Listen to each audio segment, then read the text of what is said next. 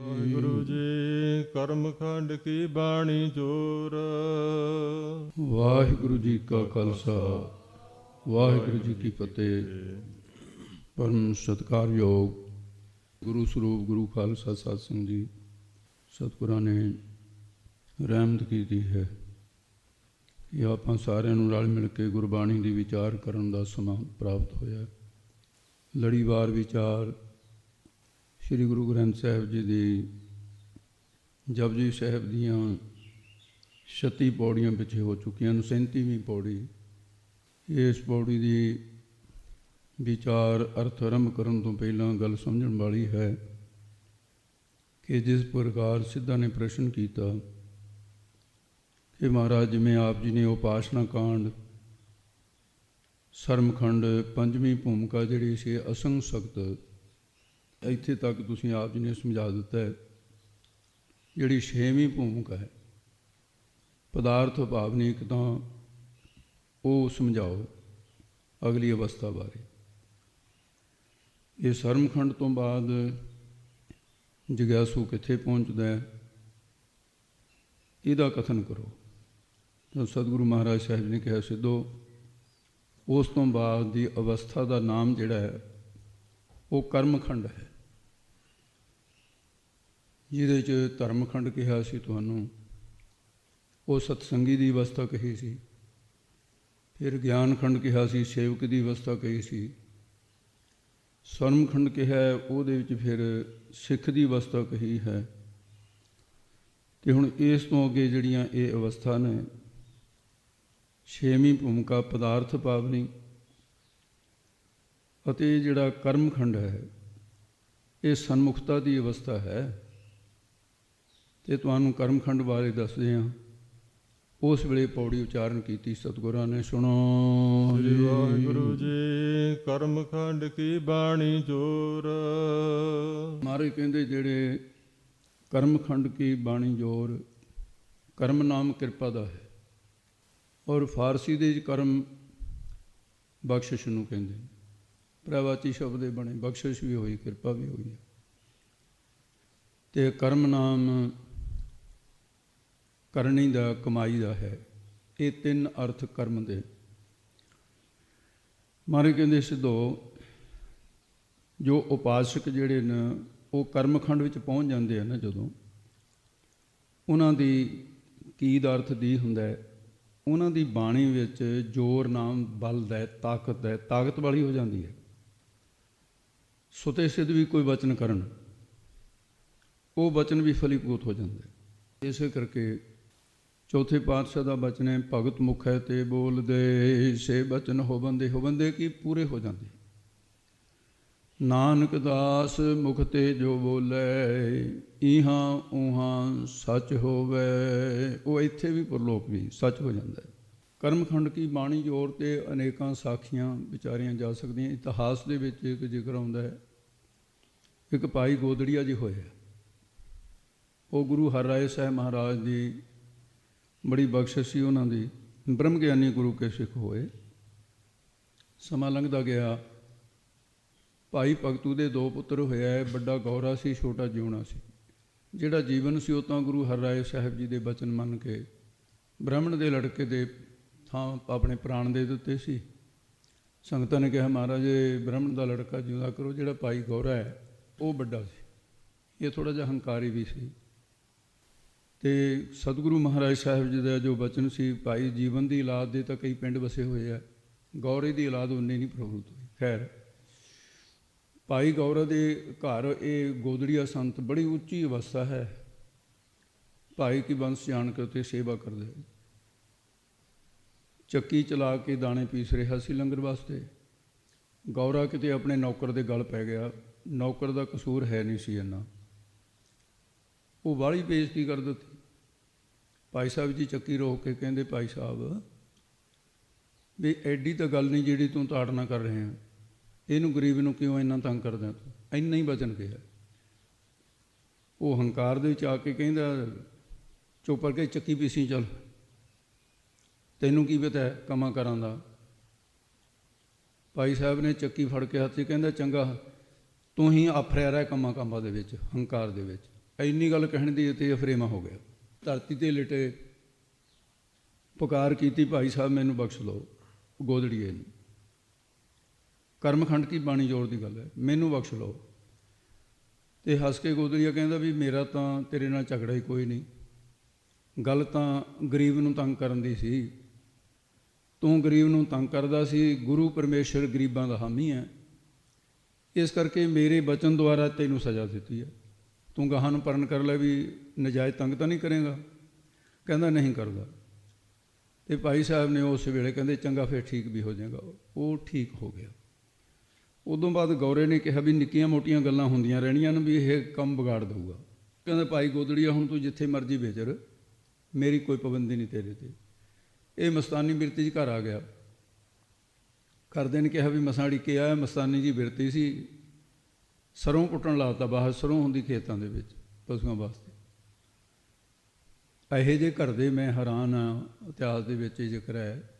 ਕਹਿੰਦੇ ਸਾਰਾ ਦਿਨ ਸਰੋਂ ਪੁੱਟੀ ਗਿਆ, ਨਾ ਕਿਸੇ ਨੇ ਪਾਣੀ, ਨਾ ਦੁੱਧ, ਨਾ ਲੱਸੀ, ਨਾ ਰੋਟੀ। ਸ਼ਾਮਾਂ ਪੈ ਗਈਆਂ। ਇੱਕ ਸੁੱਤੇ ਦੇ ਕਹਿੰਦਾ ਭਾਈ ਸਾਹਿਬ ਜੀ ਕੀ ਕਰਦੇ ਹੋ? ਕਹਿੰਦਾ ਘਰਦਿਆਂ ਦੀਆਂ ਜੜ੍ਹਾਂ ਪੱਟਦਾ। ਐਂ ਨਿਕਲ ਗਿਆ ਮੂੰਹ ਤੋਂ। ਉਹ ਸਾਰਾ ਹੀ ਪਰਿਵਾਰ ਮਰ ਗਿਆ। ਕਰਮਖੰਡ ਕੀ ਬਾਣੀ ਜੋਰ। ਹਰਕ ਸੋਗ ਤਾਂ ਹੈ ਨਹੀਂ। ਤੇ ਜਦੋਂ ਦੇਖਿਆ ਸਾਰੇ ਪਰੇ, ਉਹਨਾਂ ਦਾ ਦਾਹ ਸੰਸਕਾਰ ਕੀਤਾ ਤੇ ਫਿਰ ਆਪਣੀ ਮੌਜ ਦੇ ਵਿੱਚ ਵਿਚਰਨਾ ਸ਼ੁਰੂ ਕਰਤਾ। ਇੱਕ ਜੱਟ ਨੇ ਮਸਾਨਾ ਜਿਹਾ ਫੜ ਕੇ ਨਾ ਕਣਕ ਵੱਢਣ ਲਾ ਲਿਆ। ਹਾੜੀ ਦੇ ਦਿਨ ਸੀ। ਉਹ ਕਣਕ ਵੱਢੀ ਗਿਆ ਤੇ ਇੰਨੇ ਨੂੰ ਕਿਸੇ ਗੁਰਮੁਖ ਨੇ ਦੇਖ ਲਿਆ। ਉਹ ਜਾ ਕੇ ਉਹਨੇ ਜ਼ਿਮੀਂਦਾਰ ਨੂੰ ਕਹਿੰਦਾ ਗੱਲ ਸੁਣ ਲੈ, ਇਹਨੇ ਤਾਂ ਆਪਣੇ ਘਰ ਦੇ ਨਹੀਂ ਬਖਸ਼ੇ, ਇਹ ਸੰਤ ਹੈ ਬਹੁਤ ਵੱਡਾ, ਡਾਰੇ ਤੋਂ ਜਾ ਕੇ ਮਿਹਨਤ ਕਰ ਤੇ ਇਹਨੂੰ ਖੁਸ਼ੀ ਲੈ ਲੈ, ਨਹੀਂ ਕੰਮ ਤੇਰੇ ਨਾਲ ਵੀ ਇਹੀ ਹੋਊਗਾ ਜਿਹੜਾ ਇਹਦੇ ਘਰ ਦੇ ਨਾਲ ਹੋਇਆ। ਰੋਟੀ ਪਾਣੀ ਤਾਂ ਐਵੇਂ ਨਹੀਂ ਪੁੱਛੀ। ਉਹ ਜਾ ਕੇ ਕਹਿੰਦਾ ਮਹਾਤਮਾ ਜੀ ਬੇਨਤੀ ਹੈ। ਜੱਟ ਕਹਿੰਦਾ ਹਾਂ ਦੱਸ। ਕਹਿੰਦਾ ਜੀ ਕੋਈ ਸ਼ਕਲੋਂ ਦੱਸੋ, ਕੀ ਲੈ ਕੇ ਆਵਾਂ? ਖਿਆਲ ਕੀਤਾ ਵੀ ਸਰੀਰ ਤਾਂ ਪਸੀਨੋ ਪਸੀਨੀ ਹੋ ਕੇ, ਸਰੀਰ ਦੀ ਲੋੜ ਸਮਝ ਕੇ ਕਹਿੰਦੇ ਦਹੀਂ ਲਿਆ। ਸਰੀਰ ਨੂੰ ਦਹੀਂ ਚਾਹੀਦਾ ਹੈ, ਆਪਣੇ ਆਪ ਨੂੰ ਨਹੀਂ, ਸਰੀਰ ਨੂੰ ਚਾਹੀਦਾ। ਉਹ ਆਪਣੀ ਮਾਂ ਨੂੰ ਕਹਿੰਦਾ ਵੀ ਦਹੀਂ ਲੈ ਕੇ ਆ, ਸੰਤਾਂ ਨੂੰ ਦੇਣਾ। ਉਹ ਬੁੜੀ ਨੇ ਕਿਤੇ ਨਾ ਦਹੀਂ ਦੇ ਵਿੱਚ ਲਾਲ ਮਿਰਚਾਂ ਵਾਲੀਆਂ ਪਾਤੀਆਂ ਮੁੱਠੀ ਭਰ ਕੇ। ਪਤਾ ਨਹੀਂ ਅੱਕੀ ਸੀ ਜਾਂ ਕਿਵੇਂ ਪੈ ਗਏ ਲਾਲ ਮਿਰਚਾਂ ਪਾ। ਉਹ ਜਲ ਗਿਆ ਖਾਣ। ਸੀ ਜੀ ਕਰਕੇ ਕਹਿੰਦਾ ਬੁੜੀਆ ਸੱਪ ਲੜ ਜਾਏ ਤੇਰੇ। ਕਹਿੰਦਾ ਇੰਨੀ ਜ਼ਹਿਰ ਕਹਿੰਦਾ ਤੂੰ ਘੋਲਦੀ ਕਹਿੰਦਾ ਇਹਦੇ 'ਚ ਦਹੀਂ 'ਚ। ਉਹ ਬੁੜੀ ਦੇ ਸੱਪ ਲੜ ਕੇ ਮੌਤ ਹੋ ਗਈ ਉਹਦੀ। ਤੋ ਕਹਿਣ ਤੋਂ ਭਾਵ ਇਹ ਹੈ ਵੀ ਜਿਹੜੀ ਕਰਮਖੰਡ ਵਾਲੇ ਨੇ, ਇਹਨਾਂ ਦੀ ਬਾਣੀ ਜਿਹੜੀ ਹੈ ਮਹਾਰਾਜ ਸਾਹਿਬ ਕਹਿੰਦੇ ਬਹੁਤ ਤਾਕਤ ਵਾਲੀ ਹੋ ਜਾਂਦੀ ਹੈ। ਇਹ ਕਮਾਈ ਵਾਲੇ ਸ਼ਖਸ ਹੁੰਦੇ ਨੇ, ਜੋ ਵਚਨ ਬੋਲਦੇ ਪੂਰੇ ਹੋ ਜਾਂਦੇ ਨੇ। ਇੱਕ ਰਸ ਸਰੂਪ ਦੀ ਪ੍ਰਾਪਤੀ ਵਾਲੀ ਹੈ। ਉਹਨਾਂ ਦੇ ਬਚਨਾਂ ਦੀ ਬਰਕਤ ਹੈ। ਜਗਿਆਸੂਆਂ ਦੇ ਜਿਹੜੇ ਮਨ ਉਹ ਵਾਹਿਗੁਰੂ ਵਿੱਚ ਜੁੜ ਜਾਂਦੇ ਨੇ। ਜੋੜ ਦਾ ਅਰਥ ਜੋੜ ਵੀ ਹੈ ਨਾ, ਪਿੱਛੇ ਵੀ ਕੀਤਾ ਸੀ। ਬਹੁਤ ਸਾਰੇ ਕਮਾਈ ਵਾਲੇ ਮਹਾਂਪੁਰਖਾਂ ਦੇ ਮੁੱਖੋਂ ਸੰਤ ਬਾਬਾ ਅਤਰ ਸਿੰਘ ਜੀ ਸੀ। ਕਥਾ ਗੀਤ ਸੁਣ ਕੇ ਮਨ ਇਕਾਗਰ ਹੋ ਜਾਂਦਾ ਹੈ, ਕਿਉਂਕਿ ਉਹਨਾਂ ਦਾ ਮਨ ਆਪਣਾ ਇਕਾਗਰ ਹੈ। ਗੁਰ ਸ਼ਬਦ ਵਿੱਚ ਲਿਵ ਲੱਗ ਜਾਂਦੀ ਹੈ। ਜਿਸ ਅਵਸਥਾ ਦੇ ਵਿੱਚ ਉਹ ਵਿਖਿਆਨ ਕਰਦੇ ਨੇ, ਉਸੇ ਅਵਸਥਾ 'ਚ ਮਨ ਪਹੁੰਚ ਜਾਂਦਾ ਹੈ। ਮਨ ਉਹੋ ਜਿਹੀ ਹੋ ਜਾਂਦਾ ਹੈ। ਇਸ ਕਾਰਨ ਉਹਨਾਂ ਮਹਾਤਮਾ ਦੇ ਜਿਹੋ ਜਿਹੇ ਮਨ ਇਕਾਗਰ ਹੈ, ਉਹ ਕਮਾਈ ਕਰਕੇ ਰਸ ਪ੍ਰਾਪਤ ਹੈ। ਕਮਾਈ ਤੋਂ ਹੀਣਿਆਂ ਦੀ ਬਾਣੀ ਜਿਹੜੀ ਹੈ, ਜਿਵੇਂ ਫੋਕੀ ਜਿਹੜੇ ਉਹ ਬੰਦੂਕ ਦੇ ਵਿੱਚ ਫੋਕਾ ਫਾਇਰ ਹੁੰਦਾ, ਜਿਹਦੇ ਵਿੱਚ ਮੂਹਰੇ ਕੁਛ ਨਹੀਂ ਹੁੰਦਾ, ਤਾਂ ਉਹ ਖੜਕਾ ਤਾਂ ਸਮਾਂ ਜ਼ਿਆਦਾ ਕਰਦੀ ਹੈ, ਪਰ ਉਹ ਮਾਰ ਨਹੀਂ ਕਰਦੀ। ਕਮਾਈ ਤੋਂ ਹੀਣੇ ਜਿਹੜੇ ਜਿੰਨੀ ਮਰਜ਼ੀ ਕਥਾ ਕਰੀ ਜਾਣ, ਕੀਰਤਨ ਕਰੀ ਜਾਣ, ਉਹ ਫੋਕੇ ਫਾਇਰ ਹੀ ਨੇ। ਉਹਨਾਂ ਦੇ ਵਿੱਚ ਫਿਰ ਕੋਈ ਉਸ ਤਰ੍ਹਾਂ ਬਰਕਤ ਨਹੀਂ ਹੁੰਦੀ, ਦੂਸਰੇ ਮਨ ਨੂੰ ਨਹੀਂ ਟੁੰਬਦੇ। ਉਹਨਾਂ ਦੀ ਬਾਣੀ ਜਿਹੜੀ ਹੈ, ਗੁਰਮੁਖ ਬੋਲੇ ਸੋ ਥਾਏ ਪਾਏ, ਮਨਮੁਖ ਕਿਛ ਥਾਏ ਨਾ ਪਾਈ। ਮਨਮੁਖ ਕਥਨੀ ਹੈ ਪਰ ਰਹਿਤ ਨਾ ਹੋਈ। ਸੋ ਇਸ ਕਰਕੇ ਕਰਮਖੰਡ ਵਾਲਿਆਂ ਦੀ ਬਾਣੀ ਜੋੜਨ ਵਾਲੀ ਹੈ, ਚਿੱਤ ਨੂੰ ਇਕਾਗਰ ਕਰ ਦਿੰਦੀ ਹੈ। ਜੀ ਦਾਨ ਦੇ ਭਗਤੀ ਲੈਣ, ਹਰਿ ਸੋ ਲੈਣ ਮਿਲਾਏ। ਕਰਮਖੰਡ ਵਾਲਿਆਂ ਦੀ ਬਾਣੀ ਜੋਰ ਨਾਮ ਗਿਆਨ ਦਾ ਵੀ ਹੈ, ਪਿੱਛੇ ਅਰਥ ਹੋਇਆ ਸੀ। ਉਹ ਗਿਆਨ ਦੇਣ ਵਾਲੀ ਹੈ। ਤੋ ਇਸ ਪ੍ਰਕਾਰ ਇਹ ਅਜੇ ਕੱਲ੍ਹ ਦੀਆਂ ਗੱਲਾਂ ਨੇ। ਪਿੰਡਰਾਂ ਤੋਂ ਸੰਤ ਗਿਆਨੀ ਸੁੰਦਰ ਸਿੰਘ ਜੀ ਰੋਡੇ ਪਿੰਡ ਨੂੰ ਜਾਣਾ ਸੀ। ਉਹ ਕਈ ਵਾਰ ਉਹਨਾਂ ਨੇ ਰੋਡੇ ਪਿੰਡ ਦੀ ਸੰਗਤ ਬੇਨਤੀ ਕਰਕੇ ਲੈ ਗਈ। ਲਧਾਈ ਕੇ ਵਾਲੇ ਜਿਹੜੇ ਕਈ ਵਾਰ ਆਏ ਵੀ ਮਹਾਰਾਜ ਸਾਨੂੰ ਵੀ ਕਿਰਪਾ ਕਰਕੇ ਤੁਸੀਂ ਬਖਸ਼ਿਸ਼ ਕਰੋ ਵੀ ਤੁਸੀਂ ਕਿਰਪਾ ਕਰਕੇ ਵੀ ਤੁਸੀਂ ਸਾਨੂੰ ਦੀਵਾਨ ਦਿਓ। ਅਤੇ ਮਹਾਂਪੁਰਖ ਕਹਿਣ ਲੱਗੇ ਭਾਈ ਵੀ ਰੋਡੇ ਪਿੰਡ ਜਾਣਾ ਅਸੀਂ ਤਾਂ ਸਾਲ ਪਹਿਲਾਂ ਦੀਵਾਨ ਲਵੇ, ਅਸੀਂ ਇਸ ਤਰ੍ਹਾਂ ਤਾਂ ਦੇ ਨਹੀਂ ਸਕਦੇ, ਜਿੱਥੇ ਬਚਨ ਕਰਿਆ ਉੱਥੇ ਜਾਵਾਂਗੇ। ਕਹਿੰਦੇ ਸਾਡੇ ਪਿੰਡ ਦੀ ਲੰਘ ਹੀ ਜਾਓ। ਉਹ ਪਿੰਡ ਦੇ ਵਿੱਚ ਦੀ ਲੰਘਣ ਵਾਸਤੇ ਅਤੇ ਪਿੰਡ ਵਾਲਿਆਂ ਨੇ ਇੰਨੇ ਉਤਸ਼ਾਹ ਕੀਤਾ ਤਾਂ ਫਿਰ ਉਹਨੂੰ ਮਹਾਂਪੁਰਖਾਂ ਦੇ ਆਉਣ ਤੋਂ ਕੋਠਿਆਂ 'ਤੇ ਲੋਕ ਚੜ੍ਹ ਗਏ ਵੀ ਸੰਤ ਗਿਆਨੀ ਸੁੰਦਰ ਸਿੰਘ ਜੀ ਨੇ ਆਉਣਾ ਪਿੰਡਰਾਂ ਵਾਲਿਆਂ ਨੇ। ਅਤੇ ਜਿਸ ਵੇਲੇ ਮਹਾਂਪੁਰਖ ਆਏ ਉਹਨਾਂ ਦਾ ਪ੍ਰੇਮ ਚਵਾਰੇ 'ਚ ਆਸਣ ਕੀਤਾ। ਬਹੁਤ ਮਨ ਦੇ ਵਿੱਚ ਬੜਾ ਅਚਰਜ ਅਤੇ ਐਡੀ ਵੱਡੀ ਇਹਦੀ ਕਹਿੰਦੇ ਭਾਈ ਫਿਰ ਐਂ ਕਰੋ, ਤੁਸੀਂ ਦੀਵਾਨਾਂ ਨੂੰ ਕਹਿੰਦੇ ਸੀ ਤੁਹਾਡਾ ਪ੍ਰੇਮ ਦੇਖ ਕੇ ਸਾਡਾ ਜੀ ਕਰਦਾ ਵੀ ਤੁਹਾਨੂੰ ਦੀਵਾਨ, ਅਤੇ ਚਲੋ ਫਿਰ ਕਹਿੰਦੇ ਕਿ ਸ਼ੁਰੂ ਕਰੋ।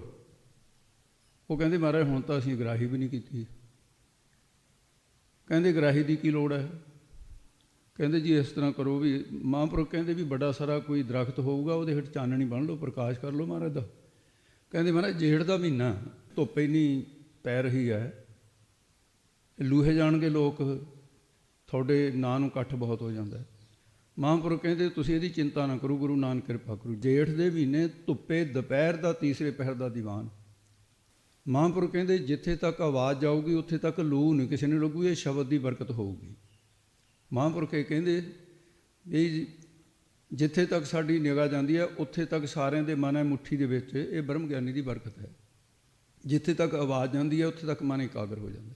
ਕਰਮਖੰਡ ਕੀ ਬਾਣੀ ਜੋਰ, ਉਹਨਾਂ ਦੀ ਜੋਰ ਗਿਆਨ ਵਾਲੀ ਬਾਣੀ ਹੋ ਜਾਂਦੀ ਹੈ। ਤਿੱਥੈ ਹੋਰ ਨਾ ਕੋਈ ਹੋਰ, ਉਸ ਅਵਸਥਾ 'ਚ ਪਹੁੰਚ ਕੇ ਹੋਰ ਕੋਈ ਕਿਸੇ ਪ੍ਰਕਾਰ ਦੀਆਂ ਰਿੱਧੀਆਂ ਸਿੱਧੀਆਂ ਪਖੰਡ ਕਰਨ ਵਾਲੇ, ਭੇਦਵਾਦੀ, ਸਕਾਮ ਕਰਮਾਂ ਦਾ ਜਾਂ ਦੇਵੀ ਦੇਵਤਿਆਂ ਦੀ ਪੂਜਾ ਕਰਨ ਵਾਲੇ, ਦਵੈਤ, ਇਹ ਕੋਈ ਪਹੁੰਚ ਨਹੀਂ ਸਕਦੇ।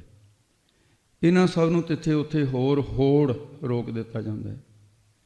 ਤਿੱਥੇ ਉਸ ਅਵਸਥਾ ਵਿੱਚ ਜਾਂ ਉਸ ਅਵਸਥਾ ਵਾਲਿਆਂ ਦੇ ਬਲ ਨੂੰ ਹੋਰ ਕੋਈ ਹਟਾ ਨਹੀਂ ਸਕਦਾ। ਭਾਵ ਤਿੱਥੇ ਉਸ ਅਵਸਥਾ 'ਚ ਪੁੱਜਿਆ ਹੋਇਆਂ ਨੂੰ ਹੋਰ ਕੋਈ ਵਿਰੋਧੀ ਤੱਤ, ਵਿਸ਼ੇ, ਵਿਕਾਰ ਹੋੜਨ ਵਾਲੇ ਨਹੀਂ ਹੈ, ਭਾਵ ਮੋੜਨ ਵਾਲੇ ਨਹੀਂ ਹਨ।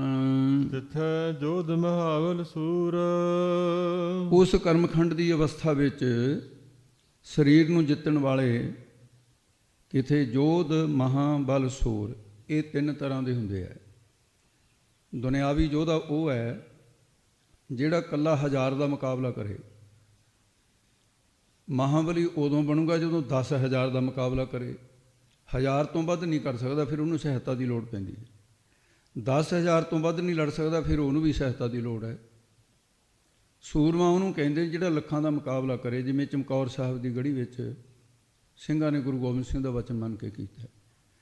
ਇਸੇ ਤਰ੍ਹਾਂ ਇੱਧਰ ਤਾਂ ਯੋਧਾ ਉਹ ਹੈ ਜਿਹੜਾ ਅੰਮ੍ਰਿਤਧਾਰੀ ਹੋ ਕੇ ਗੁਰੂ ਵਾਲਾ ਬਣ ਕੇ ਸਰੀਰ ਦੁਆਰਾ ਵਜਰਕ ਰਹਿਤ ਨਾ ਹੋਣ ਦੇਵੇ। ਸਰੀਰ ਦੇ ਨਾਲ ਸਰੀਰ ਦੀਆਂ ਲੋੜਾਂ, ਮੰਦੀ ਵਾਸਨਾ ਉੱਠਦੀ ਹੈ, ਲੜਦਾ ਰਹੇ, ਮੁਕਾਬਲਾ ਕਰੇ।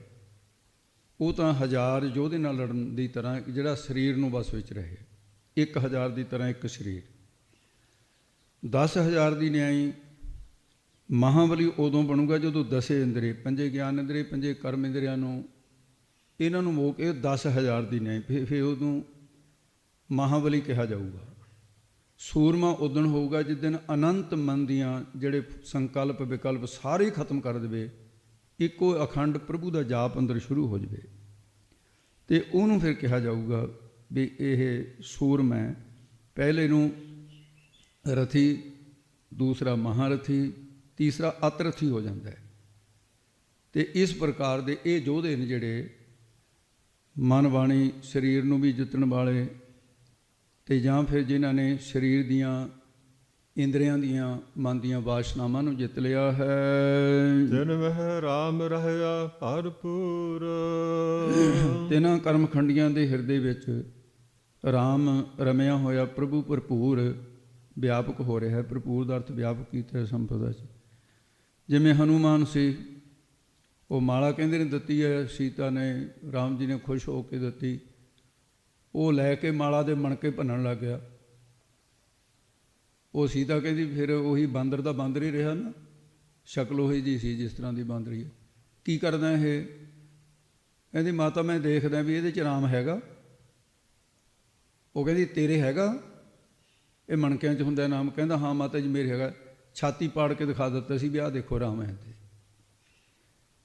ਤੋ ਇਸ ਕਰਕੇ ਤਿੰਨਵੇਂ ਰਾਮ ਰਿਹਾ ਭਰਪੂਰ। ਅਤੇ ਉਹਨਾਂ ਦੀ ਇਸ ਤਰ੍ਹਾਂ ਦੀ ਅਵਸਥਾ। ਬੜਾ ਭਗਤ ਸੀ ਹਨੂੰਮਾਨ। ਹੁਣ ਸਾਡੇ ਤਾਂ ਈਰਖਾ ਦੇ ਭਰੇ ਗਏ ਲੋਕ ਵੀ ਹਨੂੰਮਾਨ ਦਾ ਨਾਮ ਲਓ, ਤੁਸੀਂ ਮਾੜਾ ਜਿਹਾ ਸੀਤਾ ਦਾ ਨਾਮ ਲਓ, ਲਛਮਣ ਦਾ ਨਾਮ ਲਓ, ਰਾਮ ਦਾ ਨਾਮ ਲਓ, ਬਿਨਾਂ ਪੈਟਰੋਲ ਤੋਂ ਅੱਗ ਲੱਗਦੀ ਹੈ। ਇਹ ਤਾਂ ਜੀ ਹਿੰਦੂ ਮਤ ਦਾ ਪ੍ਰਚਾਰ ਹੈ। ਜਿਹੜੇ ਗੁਰੂ ਗ੍ਰੰਥ ਸਾਹਿਬ 'ਚ ਨਾਂ ਆਉਂਦੇ ਨੇ ਇਹ ਕੋਈ ਹਿੰਦੂ ਮਤ ਦਾ ਪ੍ਰਚਾਰ ਨਹੀਂ ਪਾਈ। ਐਸਾ ਹੀ ਦਵੈਸ ਗੁਰੂ ਨਾਨਕ ਦੇ ਘਰ ਵਿੱਚ ਥਾਂ ਨਹੀਂ ਹੈ। ਐਸੇ ਦਵੈਸ ਦ੍ਰਿਸ਼ਟਾਂਤ ਸਮਝਣਾ ਚਾਹੀਏ। ਤੋ ਇਸ ਕਰਕੇ ਵੀ ਜਿਹੜਾ ਤਿੰਨਵੇਂ ਰਾਮ ਰਿਹਾ ਭਰਪੂਰ। ਅਤੇ ਇਸ ਅਵਸਥਾ ਵਿੱਚ ਭਾਈ ਪਾਰੋ ਹੋਇਆ। ਇਹ ਅਵਸਥਾ ਕੋਈ ਹਨੂੰਮਾਨ ਦੇ ਨਾਲੋਂ ਘੱਟ ਨਹੀਂ ਸੀ। ਪਰਮਹੰਸਾਂ ਵਾਲੀ ਅਵਸਥਾ ਵਿੱਚ ਲੀਨ ਰਹਿੰਦੇ ਸੀ। ਇੱਕ ਸਿੱਧ ਨੇ ਕਿਹਾ ਵੀ ਰਾਮ ਦੀ ਤੁਸੀਂ ਗੱਲ ਕੀਤੀ ਹੈ ਜੀ, ਸੀਤਾ ਦੀ ਵੀ ਕਰੋਗੇ? ਮਹਾਰਾਜ ਕਹਿੰਦੇ ਮੈਂ ਤਾਂ ਵਿਆਪਕ ਰਾਮ ਦੀ ਗੱਲ ਕੀਤੀ ਹੈ, ਤੇਰੀ ਟੇਕ ਉਸ ਰਾਮ 'ਤੇ ਹੈ, ਅਤੇ ਸੀਤਾ ਦੀ ਵੀ ਗੱਲ ਕਰਦੇ ਹਾਂ। ਅੱਗੇ ਦੱਸਦੇ ਹਨ ਜੀ, ਤਿੱਥੈ ਸੀਤੋ ਸੀਤਾ ਮਹਿਮਾ ਮਾਹੇ। ਹੇ ਸਿੱਧੋ, ਤਿੱਥੇ ਉਸ ਕਰਮਕਾਂਡ ਦੀ ਜਿਹੜੀ ਕਰਮਖੰਡੀ ਦੀ ਇਹ ਚੌਥਾ ਖੰਡ ਹੈ ਧਰਮਖੰਡ ਤੋਂ ਸ਼ੁਰੂ ਕਰਕੇ। ਅਤੇ ਉਪਾਸਕਾਂ ਨੇ ਜਿਹੜੇ ਆਪਣੇ ਮਨ ਨੂੰ ਵਾਹਿਗੁਰੂ ਦੀ ਮਹਿਮਾ ਨਾਮ ਹੈ ਵਡਿਆਈ ਦਾ, ਮਾਹੇ ਵਿੱਚ ਸੀ ਤੋਂ ਸਿਉਂ ਲਿਆ। ਸੀਤੋਂ ਨਾਲ ਸਿਉਣ ਦਾ ਹੁੰਦਾ। ਇਹ ਬਿਰਤੀ ਹੀ ਸੀਤਾ ਰੂਪ ਹੈ ਉਹਨਾਂ ਦੇ। ਬਿਨ ਧਾਗੇ ਬਿਨ ਸੋਈਆ ਨਹੀਂ, ਮਨ ਹਰ ਭਗਤੀ ਸੰਗ ਸੀਵਨਾ। ਵਾਹਿਗੁਰੂ ਦੀ ਭਗਤੀ ਨਾਲ, ਵਾਹਿਗੁਰੂ ਦੀ ਵਡਿਆਈ ਵਿੱਚ ਜਿਨ੍ਹਾਂ ਨੇ ਆਪਣੇ ਮਨ ਨੂੰ ਸਿਉਂ ਲਿਆ, ਸੀਣਾ ਕੀਤਾ, ਉਹ ਐਸੀ ਅਵਸਥਾ ਵਾਲੇ ਸੀਤਾ ਦੀ ਨਹੀਂ, ਉਪਾਸਕ ਲੋਕ ਵੀ ਹੈ ਉੱਥੇ। ਉਸ ਅਵਸਥਾ ਵਾਲਿਆਂ ਦੇ ਹਿਰਦੇ ਵਿੱਚ ਪਰਮੇਸ਼ਰ ਦੀ ਮਹਿਮਾ ਰੂਪ, ਕਿਉਂ ਮਾਹੇ ਨਾਲ ਚੰਦਰਮਾ ਦਾ ਹੁੰਦਾ ਹੈ, ਉਹ ਮਹਿਮਾ ਦਾ ਚੰਦਰਮਾ ਉਹਦੇ ਹੋ ਗਿਆ। ਸੀਤੋ ਸੀਤਾ, ਸੀਤਲਤਾ ਹੀ ਸੀਤਲਤਾ ਹੈ ਫਿਰ ਉੱਥੇ। ਉਹਨਾਂ ਭਗਤਾਂ ਦੇ ਹਿਰਦੇ ਵਿੱਚ ਸੀਤੋ ਸੀਤਾ, ਸ਼ਾਂਤੀ ਹੀ ਸ਼ਾਂਤੀ ਰਹਿੰਦੀ ਹੈ, ਕਿਉਂਕਿ ਉਹਨਾਂ ਦੇ ਹਿਰਦੇ ਵਿੱਚ ਸ਼ਾਂਤ ਰੂਪ ਵਾਹਿਗੁਰੂ ਦੀ ਮਹਿਮਾ ਜੋ ਵਸ ਗਈ ਹੈ। ਹਿਰਦਾ ਸ਼ਾਂਤ ਰਹਿੰਦਾ, ਘਬਰਾਉਂਦਾ ਨਹੀਂ ਹੈ ਹਿਰਦਾ।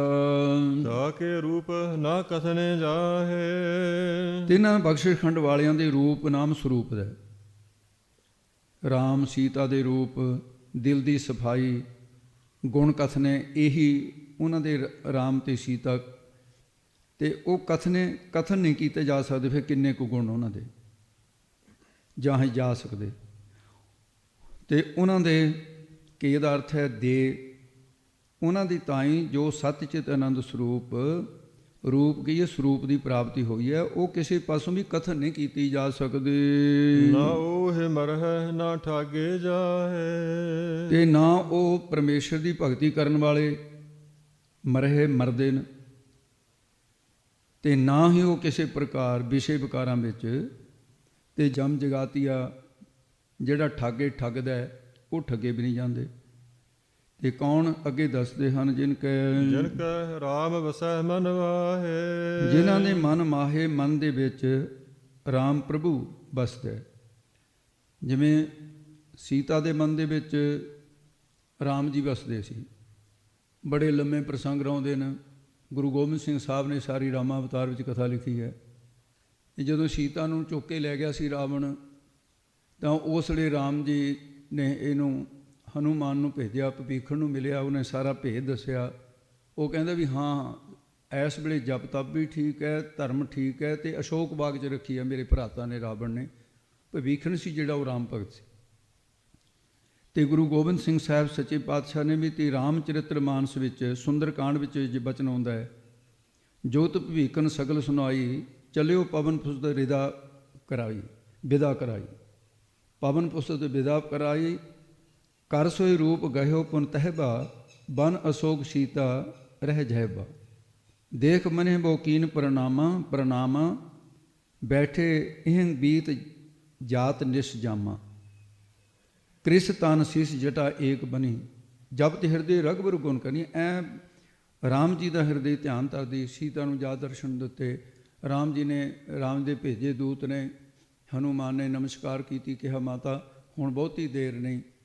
ਅਤੇ ਉਸ ਵੇਲੇ ਫਿਰ ਆਪਣੀ ਅੰਗੂਠੀ ਦਿੱਤੀ ਵੀ ਵੱਲੋਂ ਵਾਪਸ ਆਏ ਤਾਂ ਉਸ ਵੇਲੇ ਰਾਵਣ ਨੇ ਇੱਕ ਖੇਡ ਮਾਇਆਵੀ ਸ਼ਕਤੀ ਦੀ ਖੇਡੀ। ਇਹਨੇ ਰਾਮਚੰਦਰ ਦਾ ਔਰ ਲਛਮਣ ਦਾ ਸਿਰ ਵੱਢ ਕੇ ਮਾਇਆਵੀ ਸ਼ਕਤੀ ਨਾਲ ਸੀਤਾ ਦੇ ਪੇਸ਼ ਕਰਤਾ। ਕਹਿੰਦਾ ਹੁਣ ਤਾਂ ਮੇਰੇ ਨਾਲ ਵਿਆਹ ਕਰਾ ਲੈ। ਇਹ ਨਿਰੋਲ ਠੱਗੀ ਸੀ। ਜਿਨ ਕੇ ਰਾਮ ਵਸੈ ਮਨ ਮਾਹੇ, ਉਹ ਠੱਗੀ ਕਾਹਨੂੰ ਖਾਂਦੇ ਨੇ ਭਾਈ। ਸੀਤਾ ਇਸ ਠੱਗੀ ਵਿੱਚ ਨਹੀਂ ਆਈ। ਅਤੇ ਜਿਸ ਵੇਲੇ ਵਾਪਸ ਆਏ, ਹਨੂੰਮਾਨ ਨਾਟਕ ਦੇ ਵਿੱਚ ਵਿਚਾਰ ਆਉਂਦੀ ਹੈ, ਕਹਿੰਦੇ ਜਿਸ ਵੇਲੇ ਹਨੂੰਮਾਨ ਵਾਪਸ ਆਇਆ ਤਾਂ ਉੱਥੇ ਵਿਚਾਰ ਹੋਈ, ਦੱਸਿਆ ਇਹਨੇ ਸਾਰਾ ਕੁਛ। ਦੱਸਦੇ ਨੇ ਉੱਥੇ, ਕਹਿੰਦੇ ਅਹੋ ਹਨੂੰਮਾਨ ਕਹਿਓ ਰਘਬੀਰ, ਕਛੂ ਸੁਧ ਹੈ ਸੀਆ ਕੀ ਛਿਤ ਮਾਹੀ। ਸੀਤਾ ਹੈਗੀ ਕਿਤੇ ਜਿਉਂਦੀ ਜਾਗਦੀ। ਉਹ ਕਹਿੰਦੇ ਹੇ ਪ੍ਰਭੂ, ਲੰਕ ਕਲੰਕ ਬਿਨਾ, ਲੰਕਾ 'ਚ ਰਹਿੰਦੀ ਆ, ਕਲੰਕ ਕੋਈ ਨਹੀਂ ਹੁਣ ਤੱਕ ਲੱਗਿਆ। ਸੋ ਬਸਹਿਤ ਹੈ ਰਾਵਣ ਬਾਗ ਕੀ ਸ਼ਾਹੀ, ਤੇ ਜੀਵਤ ਹੈ ਕਹਿਵੇ ਕੋ ਨਾਥ। ਕਹਿੰਦੇ ਜਿਉਂਦੀ ਤਾਂ ਹੈ, ਪਰ ਉਹ ਰਾਮਚੰਦਰ ਜੀ ਕਹਿੰਦੇ ਹਨੂੰਮਾਨ ਜੇ ਇੰਨਾ ਹੀ ਪ੍ਰੇਮ ਸੀ, ਕਹਿੰਦੇ ਸਾਡੇ ਵਿਛੋੜੇ 'ਚ ਮਰ ਕਿਉਂ ਨਾ ਗਈ ਸੀਤਾ। ਇਹਦਾ ਉੱਤਰ ਦਿੱਤਾ ਹਨੂੰਮਾਨ ਨੇ, ਕਹਿੰਦੇ ਜੀਵਤ ਹੈ ਕਹਿਵੇ ਕੋ ਨਾਥ, ਸੋ ਕਿਉਂ ਨਾ ਮਰੀ ਹਮਰੇ ਵਿਛੜਾਈ। ਰਾਮ ਜੀ ਨੇ ਕਿਹਾ ਸੀ ਵੀ ਕਿਵੇਂ ਸਾਤੋਂ ਵਿਛੜ ਕੇ ਜਿਉਂਦੀ ਰਹਿ ਗਈ। ਕਹਿੰਦੇ ਪ੍ਰਾਨ ਬਸੇ ਪਦ ਪੰਕਜ ਮੈਂ, ਜਮ ਆਵਤ ਹੈ ਪਰ ਪਾਵਤ ਨਾਹੀਂ। ਉਹ ਲੈਣ ਵਾਲੇ ਤਾਂ ਆਉਂਦੇ ਆ, ਪਰ ਉੱਥੇ ਸੀਤਾ ਤਾਂ ਤੁਹਾਡੇ ਚਰਨਾਂ 'ਚ ਪ੍ਰਾਣ ਕਿੱਥੇ ਹੋਵੇ। ਇਹ ਹਨੂੰਮਾਨ ਨਾਟਕ ਦੇ ਬਚਨ ਹੈ। ਤੋ ਇਸੇ ਤਰ੍ਹਾਂ ਭਾਈ ਸਿਮਰਨ ਕਰਨ ਵਾਲਿਆਂ ਦੀ ਤੇ ਇੰਨਾ ਪ੍ਰਭਾਵ, ਤੇ ਇਸ ਕਰਕੇ ਜਿਵੇਂ ਸੀਤਾ ਨੂੰ ਨਹੀਂ ਉਹ ਠੱਗ ਸਕਿਆ ਹੈ, ਪਰਮੇਸ਼ਰ ਦੀ ਭਗਤੀ ਵਾਲੇ ਜਿਹੜੇ ਪਰਮੇਸ਼ਰ ਤੋਂ ਬੇਮੁਖ ਰੂਪ ਹੋਣ, ਉਹ ਮਰਦੇ ਨਹੀਂ। ਕਾਮ ਕ੍ਰੋਧ ਉਹਨਾਂ ਨੂੰ ਠੱਗ ਨਹੀਂ ਸਕਦੇ। ਜਿਵੇਂ ਸੀਤਾ ਨੂੰ ਰਾਵਣ ਨਹੀਂ ਠੱਗ ਸਕਿਆ, ਉਹਨਾਂ ਨੂੰ ਕਾਮ ਕ੍ਰੋਧ ਨਹੀਂ ਠੱਗ ਸਕਦੇ।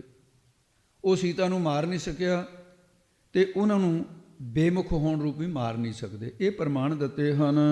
ਜਿੱਥੈ ਭਗਤ ਵਸਹਿ ਕਹਿ ਲੋ, ਜਿੱਥੇ ਉਸ ਅਵਸਥਾ ਵਿੱਚ ਕਿ ਕਿਤਨੇ ਸਰੂਪ ਦੇ ਲੋ ਪ੍ਰਕਾਸ਼ ਵਾਲੇ, ਕਿ ਲੋ ਕਿਤਨੇ ਹੀ ਲੋਕਾਂ ਦੇ ਭਗਤ ਵਸਦੇ ਨੇ ਸੱਚਖੰਡ ਵਿੱਚ। ਉਹ ਕਿਸੇ ਲੋਕ ਦਾ, ਕੋਈ ਕਿਸੇ ਲੋਕ ਦਾ ਭਗਤ ਹੈ। ਉਸ ਅਵਸਥਾ 'ਚ ਭਗਤ ਜਨ ਉਹਨਾਂ ਦੀ ਸੇਵਾ ਟਹਿਲ ਦੇ ਲਈ ਕਿ ਕਿਤਨੀ ਹੋਰ ਲੋਕ ਸੇਵਕ ਆ ਕੇ ਬਸਦੇ ਨੇ ਉਹਨਾਂ ਬ੍ਰਹਮ ਗਿਆਨੀਆਂ ਦੇ ਕੋਲ। ਇਹ ਅਵਸਥਾ ਜਦੋਂ ਹੋ ਜਾਂਦੀ ਹੈ, ਕਰਹਿ ਆਨੰਦ ਸੱਚਾ ਮਨ ਸੋਏ। ਉਹ ਕਰਮਖੰਡੀ ਉਪਾਸਕ ਉਸ ਅਵਸਥਾ 'ਚ ਆਤਮਿਕ ਆਨੰਦ ਪ੍ਰਾਪਤ ਕਰਦੇ ਨੇ, ਕਿਉਂਕਿ ਉਹਨਾਂ ਦੇ ਮਨਾਂ ਦੇ ਵਿੱਚ ਸੋਏ ਉਹ ਸੱਚਾ ਪ੍ਰਭੂ ਵਸਿਆ ਹੋਇਆ। ਸੋਏ ਉਹ ਭਗਤ ਜਨ ਕਰਮਕੰਡੀ ਇਹ ਖੰਡ ਦੇ ਵਿੱਚ ਉੱਚ ਅਵਸਥਾ ਹੈ, ਆਨੰਦ ਦਾ ਭੋਗਣਾ ਕਰਦੇ ਨੇ।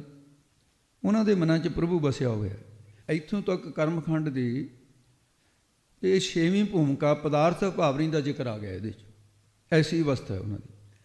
ਫਿਰ ਸਿੱਧਾ ਨੇ ਬੇਨਤੀ ਕੀਤੀ ਕਿ ਆਪ ਜੀ ਨੇ ਜੋ 5 ਖੰਡ ਕਿਹਾ ਸੀ, 4 ਖੰਡ ਤਾਂ ਆਪ ਜੀ ਨੇ ਕਹਿ ਦਿੱਤੇ, ਪਰ 5ਵਾਂ ਖੰਡ ਨਹੀਂ ਦੱਸਿਆ ਤੁਸੀਂ। ਉਹ ਅਵਸਥਾ ਕਿਹੋ ਜਿਹੀ ਹੈ? ਨਾਲੇ 7ਵੀਂ ਭੂਮਿਕਾ ਰਹਿੰਦੀ ਹੈ, ਸੋ ਵਿਛਾ ਸੋ ਵਿਚਾਰਨਾ ਤਨੂ ਮਾਨਸਾ ਪਦਾਰਥ ਭਾਵਨੀ ਸਤੂਆ ਪਾਦਕ ਅਸੰਗ ਸਗਤ ਪਦਾਰਥ ਭਾਵਨੀ। 6 ਤਾਂ ਦੱਸਦੀਆਂ, 7ਵੀਂ ਜਿਹੜੀ ਹੈ ਤੁਰੀਆ ਉਹ ਦੱਸੋ ਤੁਸੀਂ। ਅਤੇ ਨਾਲੇ 4 ਖੰਡ ਹੋਏ ਨੇ, ਤੁਸੀਂ 5 ਕਹਿੰਦੇ ਸੀ ਦੱਸਾਂਗੇ। ਇਹ ਸਿੱਧ ਨੇ ਪ੍ਰਸ਼ਨ ਕੀਤਾ। ਮਹਾਰਾਜ ਸਾਹਿਬ ਜੀ ਅੱਗੇ ਦੱਸਦੇ ਇੱਕ ਪੌੜੀ ਦੇ ਜਿਹੇ 2 ਖੰਡ ਕਥਨ ਕੀਤੇ ਨੇ। ਪਿੱਛੇ ਇੱਕ ਪੌੜੀ ਇੱਕ ਹੀ ਖੰਡ ਸੀ, ਧਰਮਖੰਡ, ਗਿਆਨ ਖੰਡ, ਸਰਮਖੰਡ। ਫਿਰ ਕਰਮਖੰਡ ਅਤੇ ਸੱਚਖੰਡ 2 ਇੱਕੋ ਹੀ ਪੌੜੀ ਦੇ ਵਿੱਚ, ਅਤੇ 2 ਭੂਮਿਕਾ ਇੱਕੋ ਪੌੜੀ ਵਿੱਚ। ਪਦਾਰਥ ਭਾਵਨੀ ਦਾ ਜ਼ਿਕਰ ਹੋ ਗਿਆ, ਅਤੇ ਅੱਗੇ ਤੁਰੀਆ ਜਿਹੜੀ ਹੈ 7ਵੀਂ ਉਹਦਾ ਜ਼ਿਕਰ ਕਰਦੇ ਹਨ। ਸੁਣੋ ਜੀ। ਸੱਚਖੰਡ ਵਸੈ ਨਿਰੰਕਾਰ। ਅਤੇ ਮਹਾਰਾਜ ਸਾਹਿਬ ਜੀ ਇਹ ਵਸੈ ਸ਼ਬਦ ਦੇਹਲੀ ਦੀਪਕ ਹੈ, ਵਿਸਰਾਮ ਜਿਹੜਾ ਇੱਥੇ ਲੱਗਣਾ ਹੈ। ਸੱਚਖੰਡ ਵਸੈ ਨਿਰੰਕਾਰ, ਪਰ ਅਰਥ ਵੇਲੇ ਸੱਚਖੰਡ ਵਸੈ ਨਿਰੰਕਾਰ ਅਰਥ ਵਾਸਤੇ ਗਿਆਨੀ ਕਰ ਸਕਦੇ ਹੈਗੇ। ਹੇ ਸਿੱਧੋ ਜੋ ਨਿਰੰਕਾਰ, ਜਿਹਦਾ ਆਕਾਰ ਨਹੀਂ ਹੈ ਕੋਈ, ਨਿਰੰਕਾਰ ਦਾ ਮਤਲਬ ਹੈ ਆਕਾਰ ਤੋਂ ਰਹਿਤ, ਉਹ ਸੱਚਖੰਡ ਵਸਦੇ ਵਿੱਚ ਬਸਦਾ ਹੈ। ਸੱਚਖੰਡ ਸਾਧ ਸੰਗਤ ਵਿੱਚ ਬਸਦਾ ਹੈ। ਸਾਧ ਸੰਗਤ ਰੂਪੀ ਸਥਾਨ ਇਹ ਵੀ ਸੱਚਖੰਡ ਖੰਡ ਨਾਮ ਹਿੱਸੇ ਦੇ ਹੁੰਦਾ। ਸੱਚ ਦੀ ਪ੍ਰਾਪਤੀ ਕਰਾਉਣ ਵਾਲੀ ਹੈ ਸਤ ਸੰਗਤ। ਸੱਚ ਸੱਚਾ ਖੰਡ ਜੋ ਭੇਦ ਭਾਵ ਤੋਂ ਰਹਿਤ, ਉਹਦਾ ਖੰਡਿਆ ਨਾ ਜਾਵੇ। ਅਖੰਡ ਸਰੂਪ ਨਿਰੰਕਾਰ ਉਹ ਪ੍ਰਭੂ ਹੈ, ਉਸ ਵਿੱਚ ਭਗਤ ਵਸਦੇ। ਤੈ ਸਦਾ ਆਨੰਦ ਰਹੇ ਦਿਨ ਰਾਤੀ ਗੁਣਵੰਤਿਆਂ ਪਾਸ਼ਾ। ਤੈ ਸਦਾ ਅਨੰਤ ਅਨਹਤ ਆਖਾਰੇ, ਭਗਤ ਵਸੇ ਕੀਰਤਨ ਆਧਾਰੇ। ਉਹਨਾਂ ਭਗਤਾਂ ਦੀ ਬਿਰਤੀ ਨਿਰੰਕਾਰ ਪ੍ਰਭੂ ਦੇ ਵਿੱਚ ਵਸ ਜਾਂਦੀ ਹੈ। ਮੈਂ ਕੀ ਆਕਾਰ ਉਹਨਾਂ ਦੇ ਸਾਰੇ ਅਭਾਵ ਹੋ ਜਾਂਦੇ ਨੇ। ਨਿਰੰਕਾਰ ਵਿੱਚ ਉਹਨਾਂ ਦਾ ਚਿੱਤ ਲੀਨ ਹੋ ਜਾਂਦਾ ਹੈ। ਸਿੱਧੋ ਕਰ ਕਰ ਵੇਖੈ ਨਦਰ ਨਿਹਾਲ। ਜਿਨ੍ਹਾਂ ਨੇ ਗੁਰ ਉਪਦੇਸ਼ ਦੁਆਰਾ ਕਮਾਈ ਕੀਤੀ ਹੈ, ਉਹਨਾਂ ਨੇ ਪ੍ਰਭੂ ਦੀ ਦਇਆ ਦ੍ਰਿਸ਼ਟੀ, ਪ੍ਰਮਾਤਮਾ ਨੇ ਉਹਨਾਂ 'ਤੇ ਦਇਆ ਦ੍ਰਿਸ਼ਟੀ ਕਰ ਦਿੱਤੀ, ਜਿਸ ਕਰਕੇ ਤੇ ਉਸ ਦੇ ਸਰਗੁਣ ਸਰੂਪ ਦੀ ਸਾਖਿਆਤ ਕਰਕੇ ਵੇਖ ਲੈਂਦੇ ਨੇ। ਨਿਰਗੁਣ ਸਰੂਪ ਨੇ ਵੀ ਗਿਆਨ ਦ੍ਰਿਸ਼ਟੀ ਦੁਆਰਾ ਅਨੁਭਵ ਕਰਕੇ ਨਿਹਾਲ ਹੋ ਜਾਂਦੇ ਨੇ। ਉਹਨਾਂ ਅਵਸਥਾ ਵਿੱਚ ਤੇ ਉਸ ਅਵਸਥਾ ਵਿੱਚ ਪ੍ਰਭੂ ਜਦੋਂ ਭਗਤ ਜਨਾਂ ਉੱਤੇ ਨਦਰ ਕਿਰਪਾ ਦ੍ਰਿਸ਼ਟੀ ਕਰਦਾ ਹੈ ਤਾਂ ਉਹਨਾਂ ਨੂੰ ਨਿਹਾਲ ਦੁੱਖਾਂ ਤੋਂ ਰਹਿਤ ਪਦਵੀ ਦੇ ਦਿੰਦਾ ਹੈ। ਤੇ ਜਿਨ੍ਹਾਂ ਨੇ ਕਰ ਕੀਤਾ ਸਰਵਣ, ਜਿਨ੍ਹਾਂ ਨੇ ਕਰ ਕੀਤਾ ਮੰਨਣ, ਤੇ ਉਹ ਜਿਹਨੇ ਸਰਵਣ ਤੇ ਮੰਨਣ ਕਰਿਆ, ਜਦੋਂ ਪ੍ਰਭੂ ਨਦਰ ਕਿਰਪਾ ਦ੍ਰਿਸ਼ਟੀ ਨਾਲ ਵੇਖਦਾ ਭਗਤ ਜਨ ਨਿਹਾਲ ਹੋ ਜਾਂਦੇ ਨੇ ਵੀ ਸਰਵਣ ਮੰਨਣ ਕੀਤਾ, ਨਿਧਿਆਸਨ ਕੀਤਾ ਹੈ। ਉਹ ਗੁਰਮੁਖ ਹੋਰਨਾਂ ਨੂੰ ਵੀ ਨਦਰ ਦ੍ਰਿਸ਼ਟੀ ਦੇ ਨਾਲ ਵੇਖਣਾ ਕਰਕੇ ਹੋਰਨਾਂ ਨੂੰ ਵੀ ਨਿਹਾਲ ਕਰ ਦਿੰਦੇ ਨੇ। ਇਹ ਉਹਨਾਂ ਦੀ ਦ੍ਰਿਸ਼ਟੀ ਦੇ ਵਿੱਚ ਅਮਿਆ ਦ੍ਰਿਸ਼ਟੀ ਨੂੰ ਕਹਿੰਦੇ ਨੇ। ਅਮਿਆ ਦ੍ਰਿਸ਼ ਸੁਭ ਕਰੈ ਹਰੈ ਅਗ ਪਾਪ ਸਕਲ ਮਲ। ਇਹ ਉਹਨਾਂ ਦੀ ਸਮਰੱਥਾ ਹੋ ਜਾਂਦੀ ਹੈ। ਤਿੱਥੈ ਖੰਡ ਮੰਡਲ ਵਰਭੰਡ। ਉਸ ਅਵਸਥਾ ਵਿੱਚ, ਤਿੱਥੇ ਦਾ ਅਰਥ ਉਸ ਅਵਸਥਾ ਵਿੱਚ ਖੰਡ 9 ਖੰਡਾਂ ਦਾ ਮੰਡਲ, 400 ਕੋ ਗੋਲਾਕਾਰ ਜਿਹੜੀ ਧਰਤੀ ਇਹਨੂੰ ਮੰਡਲ ਕਹਿੰਦੇ ਨੇ। ਦੀਪਾਂ ਦਾ ਬਰਭੰਡ ਬ੍ਰਹਮੰਡ 21 ਪੁਰੀਆਂ ਵਾਲਾ ਉਹਨੂੰ ਬ੍ਰਹਮੰਡ ਕਹਿੰਦੇ ਨੇ। ਸਾਰਿਆਂ ਦਾ ਗਿਆਨ ਹੋ ਜਾਂਦਾ ਹੈ। ਤੇ ਉਹ ਸੱਚਖੰਡ ਵਿੱਚ ਖੰਡ 9 ਖੰਡਾਂ ਮੰਡਲਾਂ ਬ੍ਰਹਮੰਡਾਂ, ਇਹਨਾਂ ਬੇਅੰਤ ਤੇ ਭਜਨ ਕਰਨ ਵਾਲੇ ਭਗਤ ਜਨਾਂ ਦਾ ਨਿਵਾਸ ਕਰਦੇ ਇਹਨਾਂ ਖੰਡਾਂ ਬ੍ਰਹਮੰਡਾਂ ਦੇ। ਸਾਰਿਆਂ ਖੰਡਾਂ 'ਚ ਰਹਿੰਦੇ, ਸਾਰਿਆਂ ਦੀਪਾਂ 'ਚ ਰਹਿੰਦੇ ਹਨ। ਜੇ ਕੋ ਕਥਾ ਤਾਂ ਅੰਤ ਨਾ ਅੰਤ। ਜੇ ਕੋਈ ਮਨੁੱਖ ਉਹਨਾਂ ਦੇ ਗੁਣਾਂ ਨੂੰ ਕਥਨ ਕਰਨਾ ਚਾਹੇ, ਕਥਨੀ 'ਚ ਲਿਆਉਣਾ ਚਾਹੇ, ਤਾਂ ਫਿਰ ਅੰਤ ਨਹੀਂ ਪਾ ਸਕਦਾ। ਜੇ ਕੋਈ ਉਸ ਅਵਸਥਾ ਵਾਲੇ ਬ੍ਰਹਮ ਬੇਤਿਆਂ ਬਾਰੇ ਕਥਨੀ ਕਰਨਾ ਚਾਹੇ ਕਿ ਮੈਂ ਕਥਨੀ ਕਰਾਂ, ਤੇ ਕਿੱਥੋਂ ਕਿੱਥੋਂ ਮਹਾਤਮਾ ਜਨ ਆਏ, ਅੰਤ ਨਹੀਂ ਪਾ ਸਕਦਾ। ਸੱਚਖੰਡ ਦੇ ਵਿੱਚ ਐਸੀ ਖੇਡ ਹੈ, ਸਗੋਂ ਉਹਨਾਂ ਦਾ ਅੰਤ ਹੋ ਜਾਊਗਾ। ਅੰਤ ਪਾਉਣ ਵਾਲਿਆਂ ਦਾ ਅੰਤ ਪਾ ਨਹੀਂ ਸਕਦੇ। ਜੇ ਕੋਈ ਗਿਆਨਵਾਨ ਸ਼ਕਤੀ ਬਿਰਤੀ ਕਰਕੇ, ਕੋਈ ਗਿਆਨਵਾਨ ਸ਼ਕਤੀ ਬਿਰਤੀ ਕਰਕੇ ਉਸ ਰੂਪ ਦਾ ਕਥਨ ਕਰੇ ਵੀ ਮੈਂ ਗਿਆਨੀ ਹਾਂ, ਮੈਂ ਵੇਦਾਂ ਦਾ ਵਕਤ ਹਾਂ, ਅੰਤ ਨਹੀਂ ਪਾ ਸਕਦਾ। ਤੇ ਅੰਤ ਨਾ ਅੰਤਾ ਸਦਾ ਬੇਅੰਤ। ਨੇਤ ਹੀ ਕਹਿਣਾ ਪਏਗਾ ਉਸ ਨੂੰ, ਬੇਅੰਤ ਹੀ ਹੈ। ਤਿੱਥੈ ਲੋ ਲੋ ਆਕਾਰ। ਉਸ ਅਵਸਥਾ ਵਿੱਚ ਗੁਰਮੁਖ ਬ੍ਰਹਮ ਬੇਤੇ ਪ੍ਰਭੂ ਦਾ ਲੋ ਪ੍ਰਕਾਸ਼ ਪਾ ਕੇ, ਲੋ ਪ੍ਰਕਾਸ਼ ਦੇ ਆਕਾਰ ਸਰੂਪ ਵਾਲੇ ਹੋ ਜਾਂਦੇ ਨੇ। ਤਿੱਥੇ ਉਸ ਸੱਚਖੰਡ ਦੇ ਵਿੱਚ ਲੋ ਪ੍ਰਕਾਸ਼ ਹੀ ਪ੍ਰਕਾਸ਼ ਵਾਲੇ ਆਕਾਰ ਸਰੂਪ ਨੇ।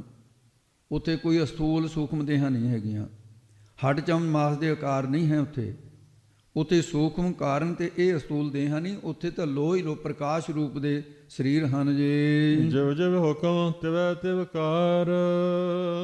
ਉੱਥੇ ਜੋ ਵੀ ਅਵਤਾਰ ਪੀਰ ਪੈਗੰਬਰ ਆਦਿ ਪ੍ਰਭੂ ਦੇ ਬੂਹੇ ਤੇ ਖੜੇ ਨੇ, ਉਹਨਾਂ ਨੂੰ ਪ੍ਰਭੂ ਦਾ ਜਿਵੇਂ ਹੁਕਮ ਹੁੰਦਾ, ਜਾਓ ਸੰਸਾਰ ਵਿੱਚ ਧਰਮ ਚਲਾਓ, ਮਰਿਆਦਾ ਕਾਇਮ ਕਰੋ, ਗਰੀਬਾਂ ਦੀ ਰੱਖਿਆ ਕਰੋ, ਤਿਵੇਂ ਹੀ ਉਹ ਤਿਵਕੀ ਤਿਵੇਂ ਤੇ ਉਸੇ ਪ੍ਰਕਾਰ ਕਾਰ ਕੰਮ ਕਰਦੇ ਨੇ। ਆ ਕੇ ਹੁਕਮ ਦੇ ਵਿੱਚ ਰਹਿ ਕੇ ਸਾਧ ਪਠਾਏ ਆਪ ਹਰ ਹਮ ਤੂੰ ਤੇ ਨਾ ਹੀ ਦੂਰ। ਉਹ ਆਉਂਦੇ ਨੂੰ ਹੁਕਮ ਵਿੱਚ ਕਾਰ ਕਰਦੇ ਆ। ਐਸੀ ਸ਼ਕਤੀ ਵਾਲੇ ਹੋ ਕੇ ਬਰਮ ਵਿੱਚ ਹੀ ਰਹਿੰਦੇ ਨੇ, ਹੁਕਮੀ ਬੰਦੇ ਹੋਏ ਕਿ ਉਹ ਹੁਕਮ ਦੇ ਵਿੱਚ ਰਹਿੰਦੇ ਨੇ। ਸ਼ਕਤੀ ਐਸੀ ਹੈ ਤੇ ਪ੍ਰਭੂ ਦੇ ਹੁਕਮ ਵਿੱਚ ਰਹਿੰਦੇ ਹੈ। ਹੁਕਮੀ ਬੰਦੇ ਹੋ ਕੇ ਦੇ ਹੁਕਮ ਵਿੱਚ ਰਹਿੰਦੇ ਹੋਏ ਜੋ ਹੁਕਮ ਪਇਓ ਸਾਹਿਬ ਕਾ ਸੋ ਮਾਥੇ ਲੈ ਮਾਨਿਓ। ਹੁਕਮ ਬੰਦਾ ਹੋਏ ਕਿ ਸਾਹਿਬ ਦੇ ਹੁਕਮੇ ਵਿੱਚ ਰਹਿਣਾ, ਇਹ ਉਹਨਾਂ ਦੀ ਅਵਸਥਾ ਹੈ। ਵੇਖੈ ਵਿਕਸਾ ਕਰ ਵਿਚਾਰ। ਉਹ ਪ੍ਰਭੂ ਦੀ ਵਿਚਾਰ ਕਰਕੇ ਉਸ ਪ੍ਰਭੂ ਨੂੰ ਵੇਖੇ ਪ੍ਰਤੱਖ ਵੇਖ ਲੈਂਦੇ ਹੈ। ਉਹਨਾਂ ਨੂੰ ਅੱਖਾਂ ਮਿਲ ਗਈਆਂ ਸੇ ਅੱਖੜੀਆਂ ਬਿਆਨ ਜਿਨੀ ਡਸੰਦੋ ਮਾਂ ਪਿਰੀ। ਮਿਲੇ ਪ੍ਰਤੱਖ ਗੁਸਾਈਆਂ ਧੰਨਾ ਬੜਪਾਕਾ। ਪ੍ਰਸੰਨ ਤੇ ਖੇੜੇ ਵਿੱਚ ਰਹਿੰਦੇ ਨੇ, ਵਿਕਸੇ ਨਾਮ ਪ੍ਰਸੰਨ ਰਹਿੰਦੇ ਨੇ। ਨਾਨਕ ਭਗਤਾਂ ਸਦਾ ਵਿਕਾਸ, ਸਦਾ ਹੀ ਆਨੰਦ ਵਿੱਚ ਰਹਿੰਦੇ ਨੇ। ਉਹ ਅਵਸਥਾ ਦੇ ਮਾਲਕ ਸੱਚਖੰਡੀ ਜੀਵ ਸਰਗੁਣ ਸਰੂਪ ਨੂੰ ਵੇਖ ਕੇ ਵਿਕਸੇ ਖਿੜੇ ਰਹਿੰਦੇ ਨੇ। ਨਿਰਗੁਣ ਸਰੂਪ ਦੀ ਵੀ ਉਹ ਫਿਰ ਵਿਚਾਰ ਕਰਕੇ ਇਹ ਕਰਦੇ ਰਹਿੰਦੇ ਹਨ। ਨਾਨਕ ਕਥਨਾ ਕਰੜਾ ਸਾਰ।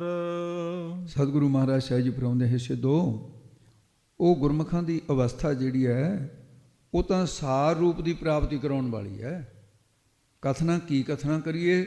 ਸੱਚਖੰਡ ਦੀ ਪ੍ਰਾਪਤੀ ਵਾਲਿਆਂ ਦੀ ਅਵਸਥਾ ਨੂੰ ਤਾਂ ਕਥਨ ਕਰਨਾ, ਲੋਹੇ ਦੇ ਸਾਰ ਫੁਲਾਦ ਸਾਰ ਲੋਹੇ ਵਰਗਾ ਜਾਂ ਸੋਨੇ ਦੀ ਗਹਿਣੇ ਦੀ ਘਾੜਤ ਹਰੇਕ ਨਹੀਂ ਕੱਢ ਸਕਦਾ। ਉਹਦੇ ਵਾਂਗੂ ਕਰੜਾ ਕੀ ਹੈ? ਕਠਿਨ ਹੈ ਤੇ ਕਥਿਆ ਨਹੀਂ ਜਾ ਸਕਦਾ। ਪੁਰਾਣੇ ਸਮੇਂ ਦੀ ਇਹ ਪੱਤੀ ਸੀ ਵੀ 21 ਮਣ ਲੋਹਾ, ਕੱਚੇ ਮਣ ਹੁੰਦੇ ਸੀ ਉਦੋਂ, 21 ਮਣ ਲੋਹਾ ਲੈ ਕੇ ਅੱਗ 'ਚ ਪਾਉਣਾ, ਕੁੱਟੀ ਜਾਣਾ, ਫਿਰ ਬਾਹਰ ਕੱਢਣਾ, ਉਹਦੀ ਮੈਲ ਖਲੇਪੜ ਹੋ ਕੇ ਉਤਰੀ ਜਾਣੀ। ਕੁੱਟਦਿਆਂ ਜਦੋਂ ਇੱਕ ਸੇਰ ਬਾਕੀ ਰਹਿ ਜਾਂਦਾ ਸੀ, ਉਹਨੂੰ ਕਹਿੰਦੇ ਸੀ ਵੀ ਹਾਂ ਹੁਣ ਇਹ ਸਾਰ ਲੋਹਾ ਹੈ। ਤੇ ਉਹਦੇ ਸ਼ਸਤਰ ਹਰੇਕ ਦੇ ਨਹੀਂ ਸੀ ਬਣਾਉਣ ਦੇ ਹੁੰਦੇ। ਐਡਾ ਫੁਲਾਦੀ ਕੜੜਾ ਕਹਿੰਦੇ ਕਥਨਾ ਕਰੜਾ ਸਾਰ ਲੋਹੇ ਦੀ ਤਰ੍ਹਾਂ ਜਾਂ ਫਿਰ ਸੋਨੇ ਦੀ ਘਾੜਤ ਕੱਢਣ ਦੀ ਤਰ੍ਹਾਂ। ਤੇ ਉਹਨਾਂ ਦੀ ਅਵਸਥਾ ਜਿਹੜੀ ਹੈ ਇਹ ਕਹਿਣੀ ਸੱਚਖੰਡੀਆਂ ਦੀ ਅਵਸਥਾ, ਸੱਤਵੀਂ ਭੂਮਿਕਾ ਨੂੰ ਜਿਹੜਾ ਕਥਨਾ ਕੀ ਕਥਨ ਕਰਨਾ ਹੈ, ਸਾਰ ਲੋਹੇ ਦੀ ਤਾਰ ਫੁਲਾਦ ਦੀ ਵਾਂਗੂ ਕਰੜਾ ਕੱਟਣਾ ਹੈ। ਤੇ ਉਹ ਸੰਤ ਜਨਾਂ ਦੀ ਮਹਿਮਾ ਅਵਸਥਾ ਕਥਨ ਨਹੀਂ ਕੀਤੀ ਜਾ ਸਕਦੀ ਹੈ। ਸਾਧ ਕੀ ਮਹਿਮਾ ਭੇਦ ਨਾ ਜਾਣੈ, ਜੇਤਾ ਸੁਣਿਆ ਤੇਤਾ ਵਿਖਿਆਨੈ। ਸੋ ਇਸ ਪ੍ਰਕਾਰ ਮਹਾਰਾਜ ਸਾਹਿਬ ਜੀ ਨੇ ਇਹ ਕਥਨ ਕੀਤਾ। ਹੁਣ ਦੂਸਰੇ ਅਰਥ ਦੇ ਵਿੱਚ ਇਸੇ ਸਿਧਾਂਤ ਨੂੰ ਹੋਰ ਖੋਲ੍ਹਣ ਲੱਗੇ ਹਨ ਜੀ। ਕਰਮ ਖੰਡ ਕੀ ਬਾਣੀ ਜੋਰ। ਸਿੱਧਾਂ ਨੇ ਫੇਰ ਪ੍ਰਸ਼ਨ ਕੀਤਾ ਕਿ ਆਪ ਜੀ ਨੇ 5 ਖੰਡਾਂ ਬਾਰੇ ਜੋ ਕਥਨ ਕੀਤਾ ਦੱਸਿਆ, ਜਗਿਆਸੂ ਪੌੜੀਆਂ ਚੜ੍ਹਦਾ ਹੋਇਆ ਸੱਚਖੰਡ ਤੱਕ ਪਹੁੰਚਦਾ ਹੈ। ਪਰ ਪ੍ਰਾਚੀਨ ਸਮੇਂ ਦੇ ਲੋਕ ਵੇਦਾਂ ਸ਼ਾਸਤਰਾਂ ਵਿੱਚ ਯਕੀਨ ਰੱਖਦੇ, ਅਸੀਂ ਵੀ ਰੱਖਦੇ ਹਾਂ। ਸਿੱਧ ਕਹਿੰਦੇ ਵੇਦ ਪੜ੍ਹਨ ਵਾਲਿਆਂ ਨੂੰ ਜਾਂ ਵਿਚਾਰਨ ਵਾਲਿਆਂ ਨੂੰ ਇਹ ਅਵਸਥਾ ਪ੍ਰਾਪਤ ਨਹੀਂ ਹੋਏਗੀ, ਵੇਦਾਂ 'ਚ ਨਹੀਂ ਇਹ ਅਵਸਥਾ ਲਿਖੀ ਹੋਈ। ਗੁਰੂ ਸਾਹਿਬ ਨੇ ਉੱਤਰ ਦਿੱਤਾ, ਅਦਵੈਤ ਮਤ ਨੇ ਗੁਰੂ ਨਾਨਕ ਦਾ। ਕਹਿੰਦੇ ਸਿੱਧੋ ਕੋਈ ਵੀ ਧਰਮ ਜਾਂ ਧਾਰਮਿਕ ਗ੍ਰੰਥ ਬੁਰੇ ਨਹੀਂ ਹੁੰਦੇ, ਉਹਨਾਂ 'ਚ ਗਿਆਨ ਹੀ ਹੁੰਦਾ ਹੈ। ਉਹਨਾਂ ਨੂੰ ਵਿਚਾਰਨ ਵਾਲਿਆਂ ਦਾ ਨਜ਼ਰੀਆ ਵੱਖਰਾ ਹੈ, ਉਹ ਕਿਹੜੀ ਨਜ਼ਰ ਨਾਲ ਵੇਖਦੇ। ਵੇਦਾਂ ਵਿੱਚ ਵੀ ਇਸੇ ਤਰ੍ਹਾਂ ਤਤ ਤੋਂ ਪਦ ਦਾ ਜ਼ਿਕਰ ਕੀਤਾ ਹੈ। ਉਹ ਸਭ ਕੁਝ ਅਸੀਂ ਸੂਤਰ ਮਾਤਰ ਥੋੜ੍ਹੇ ਮਾਤਰ ਅੱਖਰਾਂ ਵਿੱਚ ਕਹਿ ਸੁਣਾਇਆ।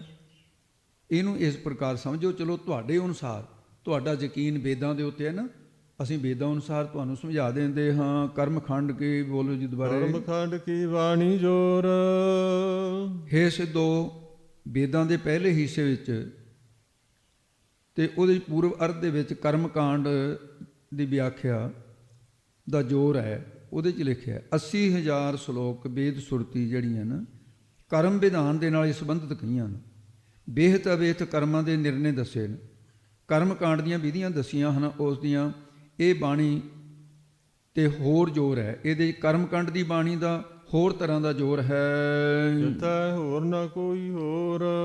ਤਿੱਥੇ ਉਸ ਵੇਦ ਦੇ ਭਾਗ ਪਹਿਲੇ ਹਿੱਸੇ ਦੇ ਵਿੱਚ ਕਿਸੇ ਪ੍ਰਕਾਰ ਦਾ ਤਤ ਤੋਂ ਪਦ ਦਾ ਅਸਪਦ ਦਾ ਨਿਰਣਾ ਆਦਿ ਇਹ ਕੁਝ ਨਹੀਂ ਹੈ। ਇਹ ਜਿਹੜਾ ਪਹਿਲਾ ਹਿੱਸਾ ਹੈ 80,000 ਸ਼ਲੋਕ ਜਿਹੜਾ ਹੈ, ਜਿੱਥੈ ਜੋਧ ਮਹਾਬਲ ਸੂਰ। ਉੱਥੇ ਅਨੇਕਾਂ ਯੋਧਿਆਂ ਮਹਾਬਲੀਆਂ ਸੂਰਮਿਆਂ ਦੀਆਂ ਉਹਨਾਂ ਦੇ ਜ਼ਿਕਰ ਕੀਤੇ ਹੋਏ ਨੇ। ਕਰਮਕਾਂਡ ਕਰਦੇ ਹੋਏ ਬਲ ਪ੍ਰਾਪਤ ਕਰਦੇ ਨੇ, ਸੂਰਜ ਮੰਡਲ ਆਦਿ ਨੂੰ ਬਿੰਨ ਕੇ ਸਵਰਗ ਲੋਕ ਨੂੰ ਕਿਵੇਂ ਪ੍ਰਾਪਤ ਕਰਦੇ ਨੇ, ਇਹ ਤੁਹਾਡੇ ਵੇਦ ਦੇ ਪਹਿਲੇ ਹਿੱਸੇ ਵਿੱਚ ਕਥਨ ਹੈ। ਤਨ ਮਹਿ ਰਾਮ ਰਹਿਆ ਭਰਪੂਰ। ਕਹਿੰਦੇ ਉਸ ਵਿੱਚ ਰਾਮ ਪ੍ਰਭੂ ਵਿਆਪਕ, ਭਗਵਾਨ ਰਾਮ ਚੰਦਰ ਦੇ ਹਵਾਲੇ ਜਾਂ ਉਪਾਸਨਾ ਕਰਨ ਵਾਲਿਆਂ ਦੀਆਂ ਸ਼ਕਤੀਆਂ, ਉਪਾਸਨਾ ਵਿੱਚ ਸ਼ਕਤੀਆਂ, ਉਹਨਾਂ ਦੇ ਗੁਣ ਭਰਪੂਰ ਵਿਆਪਕ ਕਹੇ। ਅਜਿਹੇ ਯੋਧਿਆਂ ਦੀਆਂ 182 ਸਾਖੀਆਂ ਲਿਖੀਆਂ ਤੁਹਾਡੇ ਵੇਦ ਦੇ ਅੰਦਰ। ਜੋ ਵੇਦ ਮੂਲ ਰੂਪ 'ਚ ਬਰਮਾ ਨੂੰ ਪ੍ਰਾਪਤ ਹੋਏ ਸੀ, ਉਹਦੇ 'ਚ ਕਿਸੇ ਅਵਤਾਰਾਂ ਦਾ ਜ਼ਿਕਰ ਨਹੀਂ ਸੀ, ਕੋਈ ਸਾਖੀਆਂ ਨਹੀਂ ਸੀ ਉਹਦੇ 'ਚ। ਬਾਅਦ ਵਿੱਚ ਰਿਸ਼ੀਆਂ ਮੁਨੀਆਂ ਨੇ ਸਾਖੀਆਂ ਪਾਈਆਂ ਫਿਰ। ਤੇ ਇਸ ਕਰਕੇ ਹੀ ਇਹ ਜਿਹੜੇ ਆਰੀਆ ਸਮਾਜੀ ਸੀ, ਸ਼ਾਇਦ ਇਸੇ ਕਰਕੇ ਉਹਨਾਂ ਨੂੰ ਭਾਗ ਜਦੋਂ ਛਾਪੇ ਹੈ ਸਤਿਆਤ ਪ੍ਰਕਾਸ਼, ਉਹਦੇ ਵਿੱਚ ਵੀ ਫਿਰ ਅਵਤਾਰਾਂ ਦਾ ਖੰਡਨ ਕੀਤਾ ਗਿਆ। ਸ਼ਾਇਦ ਇਹੀ ਭਾਵ ਹੋਵੇ, ਹੈ ਭਾਵੇਂ ਸਨਾਤਨ ਮਤ ਦੇ ਵਿੱਚੋਂ ਉਹਨਾਂ ਦਾ ਹਿੱਸੇ ਸੀ।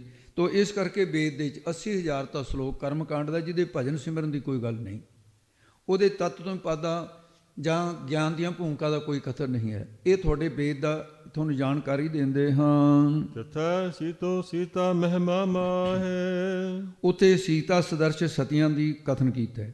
ਜਿਨ੍ਹਾਂ ਦੀ ਮਹਿਮਾ ਵੇਦ ਦੇ ਅੰਦਰ ਕਥਨ ਕੀਤੀ ਹੈ, ਸਤੀਆਂ ਇਹੋ ਜਿਹੀਆਂ ਹੁੰਦੀਆਂ ਤਾਂ ਕਿ ਉਪਨਾ ਕਥਨੇ ਜਾਹੇ, ਤਾਂ ਕਿ ਉਹਨਾਂ ਸਤੀਆਂ ਦੇ ਰੂਪ ਕਥਨ ਨਹੀਂ ਕੀਤੇ ਜਾ ਸਕਦੇ। ਉਹ ਕੀਤੀਆਂ ਕੌਣ? ਤੇ ਸਤੀਆਂ ਦਾ ਸਾਰਾ ਪਿੱਛੇ ਆਪ ਜੀ ਕਥਾ ਸੁਣ ਚੁੱਕੇ ਹੋ, ਤੇ ਪਿੱਛੇ ਵਿਚਾਰ ਆਇਆ ਸੀ। ਤੋ ਇਸ ਕਰਕੇ ਫਿਰ ਅੱਗੇ ਦੱਸਦੇ ਹਨ, ਨਾ ਹੋਏ ਨਾ ਉਹ ਮਰਹਿ ਨਾ ਠਾਗੇ ਜਾਹੇ। ਉਹਨਾਂ ਸਤੀਆਂ ਦੇ ਰੂਪ ਕਥਨ ਕੀਤੇ ਜਾ ਸਕਦੇ, ਉਹਨਾਂ ਕਿੰਨੇ ਕਨ ਇਹਨਾਂ ਦਾ ਮੇਰੇ ਨਾ ਉਹ ਸਤੀਆਂ ਭੈੜੀ ਮੌਤ ਦੇ ਵਸ ਹੁੰਦੀਆਂ ਨੇ, ਨਾ ਉਹ ਆਪਣੇ ਸਤਪਤੀ ਵਰਤਾ ਧਰਮ ਕਿਸੇ ਕਰਕੇ ਠੱਗੀਆਂ ਜਾਂਦੀਆਂ। ਇਹੋ ਜਿਹੀਆਂ ਮਹਾਨ ਸਤੀਆਂ ਦਾ ਜ਼ਿਕਰ ਵੀ ਹੈ ਤੁਹਾਡੇ ਵੇਦ ਵਿੱਚ। ਜਿਨ ਕੈ ਰਾਮ ਵਸੈ ਮਨ ਵਾਹੇ, ਜਿਨ੍ਹਾਂ ਦੇ ਮਨ ਮਾਹੇ, ਮਨਾਂ ਵਿੱਚ ਰਾਮ ਰੂਪੀ ਪਤੀ ਵਸਿਆ ਹੋਇਆ ਹੈ। ਉਹ ਨਿਰੀਆਂ ਪਤੀ ਦੀ ਚਿਖਾ ਤੇ ਸੜ ਕੇ ਮਰਨ ਵਾਲੀਆਂ ਉਹ ਸਤੀਆਂ ਨਹੀਂ, ਉਹ ਪ੍ਰਭੂ ਰੂਪ ਪਤੀ ਨੂੰ ਤਨ ਮਨ ਕਰਕੇ ਪੂਰੀ ਤਰ੍ਹਾਂ ਸਮਰਪਿਤ ਨੇ, ਜੋ ਪ੍ਰਭੂ ਰੂਪ ਪਤੀ ਤੋਂ ਬਿਨਾਂ। ਤੇ ਇਹ ਨਹੀਂ ਜੈਸਾ ਕਿ ਅੱਗ ਦੇ ਵਿੱਚ ਸੜ ਕੇ ਮਰ ਜਾਣਾ ਸਤੀ ਕਹਾਉਣਾ, ਉਹ ਪ੍ਰਭੂ ਰੂਪ ਪਤੀ ਤੋਂ ਬਿਨਾਂ ਜੀ ਨਹੀਂ ਸਕਦੀਆਂ ਸਤੀਆਂ। ਇਹ ਨਾ ਆਖਿਆ ਜੋ ਮੜਿਆਂ ਲੱਗ ਜਲਨ, ਨਾਨਕ ਸਤੀਆਂ ਜਾਣੀਆਂ ਜੇ ਬਿਰਹਿ ਚੋਟ ਮਰਨ। ਗੁਰਮਤਿ ਸਤੀ ਚਿਖਾ ਤੇ ਚੜ੍ਹਨ ਵਾਲੀ ਨੂੰ ਨਹੀਂ ਕਿਹਾ ਹੈ, ਉਹਦਾ ਨਿਸ਼ੇਧ ਕੀਤਾ ਹੈ। ਫਿਰ ਸਿੱਧਾ ਨੇ ਪ੍ਰਸ਼ਨ ਕੀਤਾ, ਮਹਾਰਾਜ ਕੀ ਵੇਦ ਦੇ ਵਿੱਚ ਉਪਾਸਨਾ ਕਾਂਡ ਦਾ ਜ਼ਿਕਰ ਹੈਗਾ? ਤਾਂ ਉੱਤਰ ਵਿੱਚ ਮਹਾਰਾਜ ਕਹਿੰਦੇ ਹਨ, ਤਿਥੈ ਭਗਤ ਵਸਹਿ ਕੈ ਲੋ। ਹੇ ਸਿੱਧੋ, ਉਤੇ ਉਪਾਸਨਾ ਕਾਂਡ ਕਿਤਨੇ ਹੀ ਭਗਤਾਂ ਦਾ ਜ਼ਿਕਰ ਕੀਤਾ ਗਿਆ ਜਿਨ੍ਹਾਂ ਨੇ ਉਪਾਸਨਾ ਕੀਤੀ ਹੈ। ਜਿਹੜੇ ਆਤਮਿਕ ਲੋਕ ਪ੍ਰਕਾਸ਼ ਦੇ ਸਹਿਤ ਹੋਏ ਬਸਦੇ ਨੇ, ਵੇਦ ਦੇ ਅੰਦਰ 16,000 ਸੁਰਤੀ ਜਿਹੜੀ ਉਪਾਸਨਾ ਕਾਂਡ ਪ੍ਰਤੀ ਲਿਖੀਆਂ ਗਈਆਂ ਹਨ। ਕਰਹਿ ਆਨੰਦ ਸੱਚਾ ਮਨ ਸੋਏ। ਉਹ ਭਗਤ ਜਨ ਸੋਏ ਸੱਚੇ ਪ੍ਰਭੂ ਦਾ ਮਨ ਹਿਰਦੇ ਦੇ ਵਿੱਚ ਵਸਾ ਕੇ ਆਨੰਦ ਭਜਨ ਆਨੰਦ ਦੀ ਪ੍ਰਾਪਤੀ ਕਰਹਿ ਕਰਦੇ ਨੇ। ਅਜਿਹਾ ਸਭ ਕੁਝ ਵੇਦ ਦੇ ਪੂਰਬ ਭਾਗ ਦੇ ਵਿੱਚ, ਪੂਰਬਾਰਧ ਜਿਹੜਾ ਹੈ ਅੱਧਾ ਹਿੱਸਾ ਪਹਿਲਾਂ, ਉਹਦੇ 'ਚ ਇਹ ਲਿਖਿਆ ਹੋਇਆ ਮਿਲਦਾ ਹੈ। ਪੰਡਤ ਤਾਰਾ ਸਿੰਘ ਜੀ ਨੇ ਇਹਦਾ ਜ਼ਿਕਰ ਕੀਤਾ, ਸੱਚਖੰਡ ਵਸੈ ਨਿਰੰਕਾਰ। ਹੇ ਸਿੱਧ ਪੁਰਸ਼ੋ, ਤੇ ਇਸੇ ਪ੍ਰਕਾਰ ਵੇਦ ਵਿੱਚ ਬੈਕੁੰਠ ਦਾ ਵੀ ਜ਼ਿਕਰ ਹੁੰਦਾ ਹੈ ਕਿ ਉਹ ਨਿਰੰਕਾਰ ਨਿਰਾਕਾਰ ਪ੍ਰਭੂ ਖੰਡ ਬੈਕੁੰਠ ਦੇ ਵਿੱਚ ਬਸਦਾ ਹੈ। ਕਰ ਕਰ ਵੇਖੈ ਨਦਰ ਨਿਹਾਲ। ਉਹ ਪ੍ਰਭੂ ਕਰ ਸੰਸਾਰ ਦੀ ਉਤਪਤੀ ਕਰਕੇ ਕਰ ਪਾਲਣਾ ਕਰਦਾ ਹੈ। ਨਦਰ ਨਿਹਾਲ ਜੀਵਾਂ ਨੇ ਆਪਣੀ ਕਿਰਪਾ ਦ੍ਰਿਸ਼ਟੀ ਦੁਆਰਾ ਨਿਹਾਲ ਕਰਨ ਵਾਲਾ ਹੈ। ਆਪ ਹੀ ਸਾਰਿਆਂ ਤਾਈਂ ਵੇਖ ਰਿਹਾ ਹੈ। ਤੇ ਸਭਨਾਂ ਉੱਪਰ ਨਜ਼ਰ ਪ੍ਰਭ ਤੇਰੀ, ਉਹ ਸਾਰਿਆਂ ਦੇ ਉੱਤੇ ਹੈ। ਜੋ ਉਸ ਪ੍ਰਭੂ ਦੇ ਨਾਮ ਦਾ ਕਰ ਸਰਵਣ ਕਰਦੇ ਨੇ, ਜੋ ਉਹਦੇ ਨਾਮ ਦਾ ਮੰਨਣ ਕਰਦੇ ਨੇ, ਉਹਨਾਂ ਉੱਤੇ ਕਿਰਪਾ ਦ੍ਰਿਸ਼ਟੀ ਨਜ਼ਰ ਕਰਕੇ ਵੇਖਦਾ ਭਾਵ ਨਿਹਾਲ ਕਰ ਦਿੰਦਾ ਹੈ। ਤਿਥੈ ਖੰਡ ਮੰਡਲ ਬਰਭੰਡ। ਤਿੱਥੇ ਉਸ ਜਗ੍ਹਾ ਭਗਤ ਜਨ ਜਿਹੜੇ ਨੇ, ਉਸ ਜਗ੍ਹਾ ਜਿੱਥੇ ਭਗਤ ਜਨ ਕਾਮ ਆਤਕਾਂ ਨੂੰ ਖੰਡਦੇ ਨੇ, ਸ਼ੁਭ ਗੁਣਾਂ ਦਾ ਮੰਡਨ ਕਰਦੇ ਹੈ, ਉਹਨੂੰ ਧਾਰਨ ਕਰ ਲੈਂਦੇ। ਬਰਭੰਡ, ਬਰ ਨਾਮ ਹੈ ਸੇਜ ਦਾ, ਭੰਡ ਨਾਮ ਹੈ ਭਾਂਡੇ ਦਾ। ਉਹ ਸ੍ਰੇਸ਼ਟ ਭਾਂਡੇ ਬਣ ਜਾਂਦੇ ਹੈ, ਜਾਂ ਫਿਰ ਅੱਗੇ ਬਣਾਉਂਦੇ ਆ ਜਿਗਿਆਸੂਆਂ ਨੂੰ। ਤਿੱਥੇ ਉੱਥੇ ਅਨੇਕਾਂ ਖੰਡਾਂ ਦੇ ਮੰਡਲਾਂ ਭਾਵ ਦੀਪਾਂ ਦੇ ਬਰਭੰਡ ਤੇ ਬਾਰ ਸ੍ਰੇਸ਼ਟ ਭੰਡ ਪਾਤਰ ਸੰਤ ਜਨ ਮਹਾਪੁਰਸ਼ ਹਨ, ਜਿਨ੍ਹਾਂ ਦਾ ਕਥਨ ਨਹੀਂ ਹੋ ਸਕਦਾ ਹੈ। ਉਹ ਐਸੇ ਹਨ, ਜੇ ਕੋ ਕਥੈ ਤਾ ਅੰਤ ਨ ਅੰਤ। ਜੇ ਕੋਈ ਕਥਨ ਕਰਨਾ ਚਾਹੇ, ਭਗਤਾਂ ਦੀ ਮਹਿਮਾ ਦਾ ਅੰਤ ਨਹੀਂ ਪਾਇਆ ਜਾ ਸਕਦਾ। ਕਥਨ ਕਰਨ ਵਾਲੇ ਦਾ ਅੰਤ ਹੋ ਜਾਂਦਾ ਹੈ। ਤਿਥੈ ਲੋਹ ਆਕਾਰ। ਤੇ ਭਾਈ ਜਿੱਥੇ ਐੜਾ ਜਿਹੜਾ ਨਾ ਉਹ ਕੰਨੇ ਤੋਂ ਬਿਨਾਂ ਮੁਕਤਾ ਹੈ, ਇਹ ਬੋਲਣਾ ਔਖਾ ਹੁੰਦਾ ਹੈ। ਜਿਵੇਂ ਸੁਣਿਆ ਤੁਸੀਂ ਭਾਈ ਸਾਹਿਬ ਤੋਂ, ਤਿੱਥੇ ਲੋਆ ਨਾ ਬਣ ਜਾਵੇ, ਆੜੇ ਨੂੰ ਕੰਨਾ ਨਾ ਜੇ ਲੋ ਐਵੇਂ ਇਹਦਾ ਉਚਾਰਨ ਕਰਨਾ ਹੈ। ਉੱਥੇ ਲੋ ਕਹੀਏ, ਤਰ੍ਹਾਂ ਦੇ ਲੋਕਾਂ ਦੇ ਆਕਾਰ ਵੀ ਲਿਖੇ ਹੋਏ ਨੇ। ਕਿੰਨੇ ਪ੍ਰਕਾਰ ਦੇ ਲੋਕ ਭਾਵ ਜੀਵ ਉਸ ਦੀ ਸ੍ਰਿਸ਼ਟੀ ਦੇ ਵਿੱਚ ਹਨ। ਤਿੱਥੇ ਉਸੇ ਜਿਨ੍ਹਾਂ ਦੇ ਲੋ ਹਿਰਦੇ ਦੇ ਅੰਦਰ ਗਿਆਨ ਦਾ ਲੋ ਪ੍ਰਕਾਸ਼ ਹੈ, ਉਹਨਾਂ ਆਕਾਰ ਸਰੂਪਾਂ ਦਾ ਵੀ ਜ਼ਿਕਰ ਕੀਤਾ ਗਿਆ। ਜਿਵੇਂ ਕਿ ਉਪਾਸਨਾ ਕਾਂਡ 'ਚ ਹਿਰਨ ਗਰਭ ਦੇ ਪ੍ਰਕਾਸ਼ ਸਰੂਪ ਦਾ ਕਥਨ ਹੈ। ਜਿਵ ਜਿਵ ਹੁਕਮ ਤਿਵੈ ਤਿਵ ਕਾਰ। ਇਹ ਵੀ ਦੱਸਿਆ ਗਿਆ ਕਿ ਜੀਵਾਂ ਨੂੰ ਜਿਵੇਂ ਜਿਵੇਂ ਹੁਕਮ ਹੁੰਦਾ ਹੈ, ਉਹ ਸਾਰੇ ਉਵੇਂ ਹੀ ਕਾਰ ਕਰਦੇ ਹਨ। ਇਹ ਕਥਨ ਹੈ। ਵੇਖੈ ਵਿਕਸੈ ਕਰ ਵਿਚਾਰ, ਜੋ ਭਗਤ ਜਨ ਸਰਗੁਣ ਸਰੂਪ ਨੂੰ ਵੇਖੈ, ਵੇਖ ਕੇ ਵਿਕਸੇ ਨਾਮ ਖਿੜ ਜਾਣਦਾ, ਖਿੜੇ ਰਹਿੰਦੇ ਨੇ। ਨਿਰਗੁਣ ਸਰੂਪ ਦੀ ਵੀ ਵਿਚਾਰ ਕਰਦੇ ਰਹਿੰਦੇ ਨੇ ਕਿ ਉਹ ਨਿਰਾਕਾਰ ਆਕਾਰਾਂ ਤੋਂ ਰਹਿਤ ਹੈ, ਤਿੰਨਾਂ ਗੁਣਾਂ ਤੋਂ ਅਤੀਤ ਹੈ। ਉਹਨਾਂ ਦਾ ਵੀ ਵੇਦ ਦੇ ਅੰਦਰ ਜ਼ਿਕਰ ਹੈ ਭਾਈ।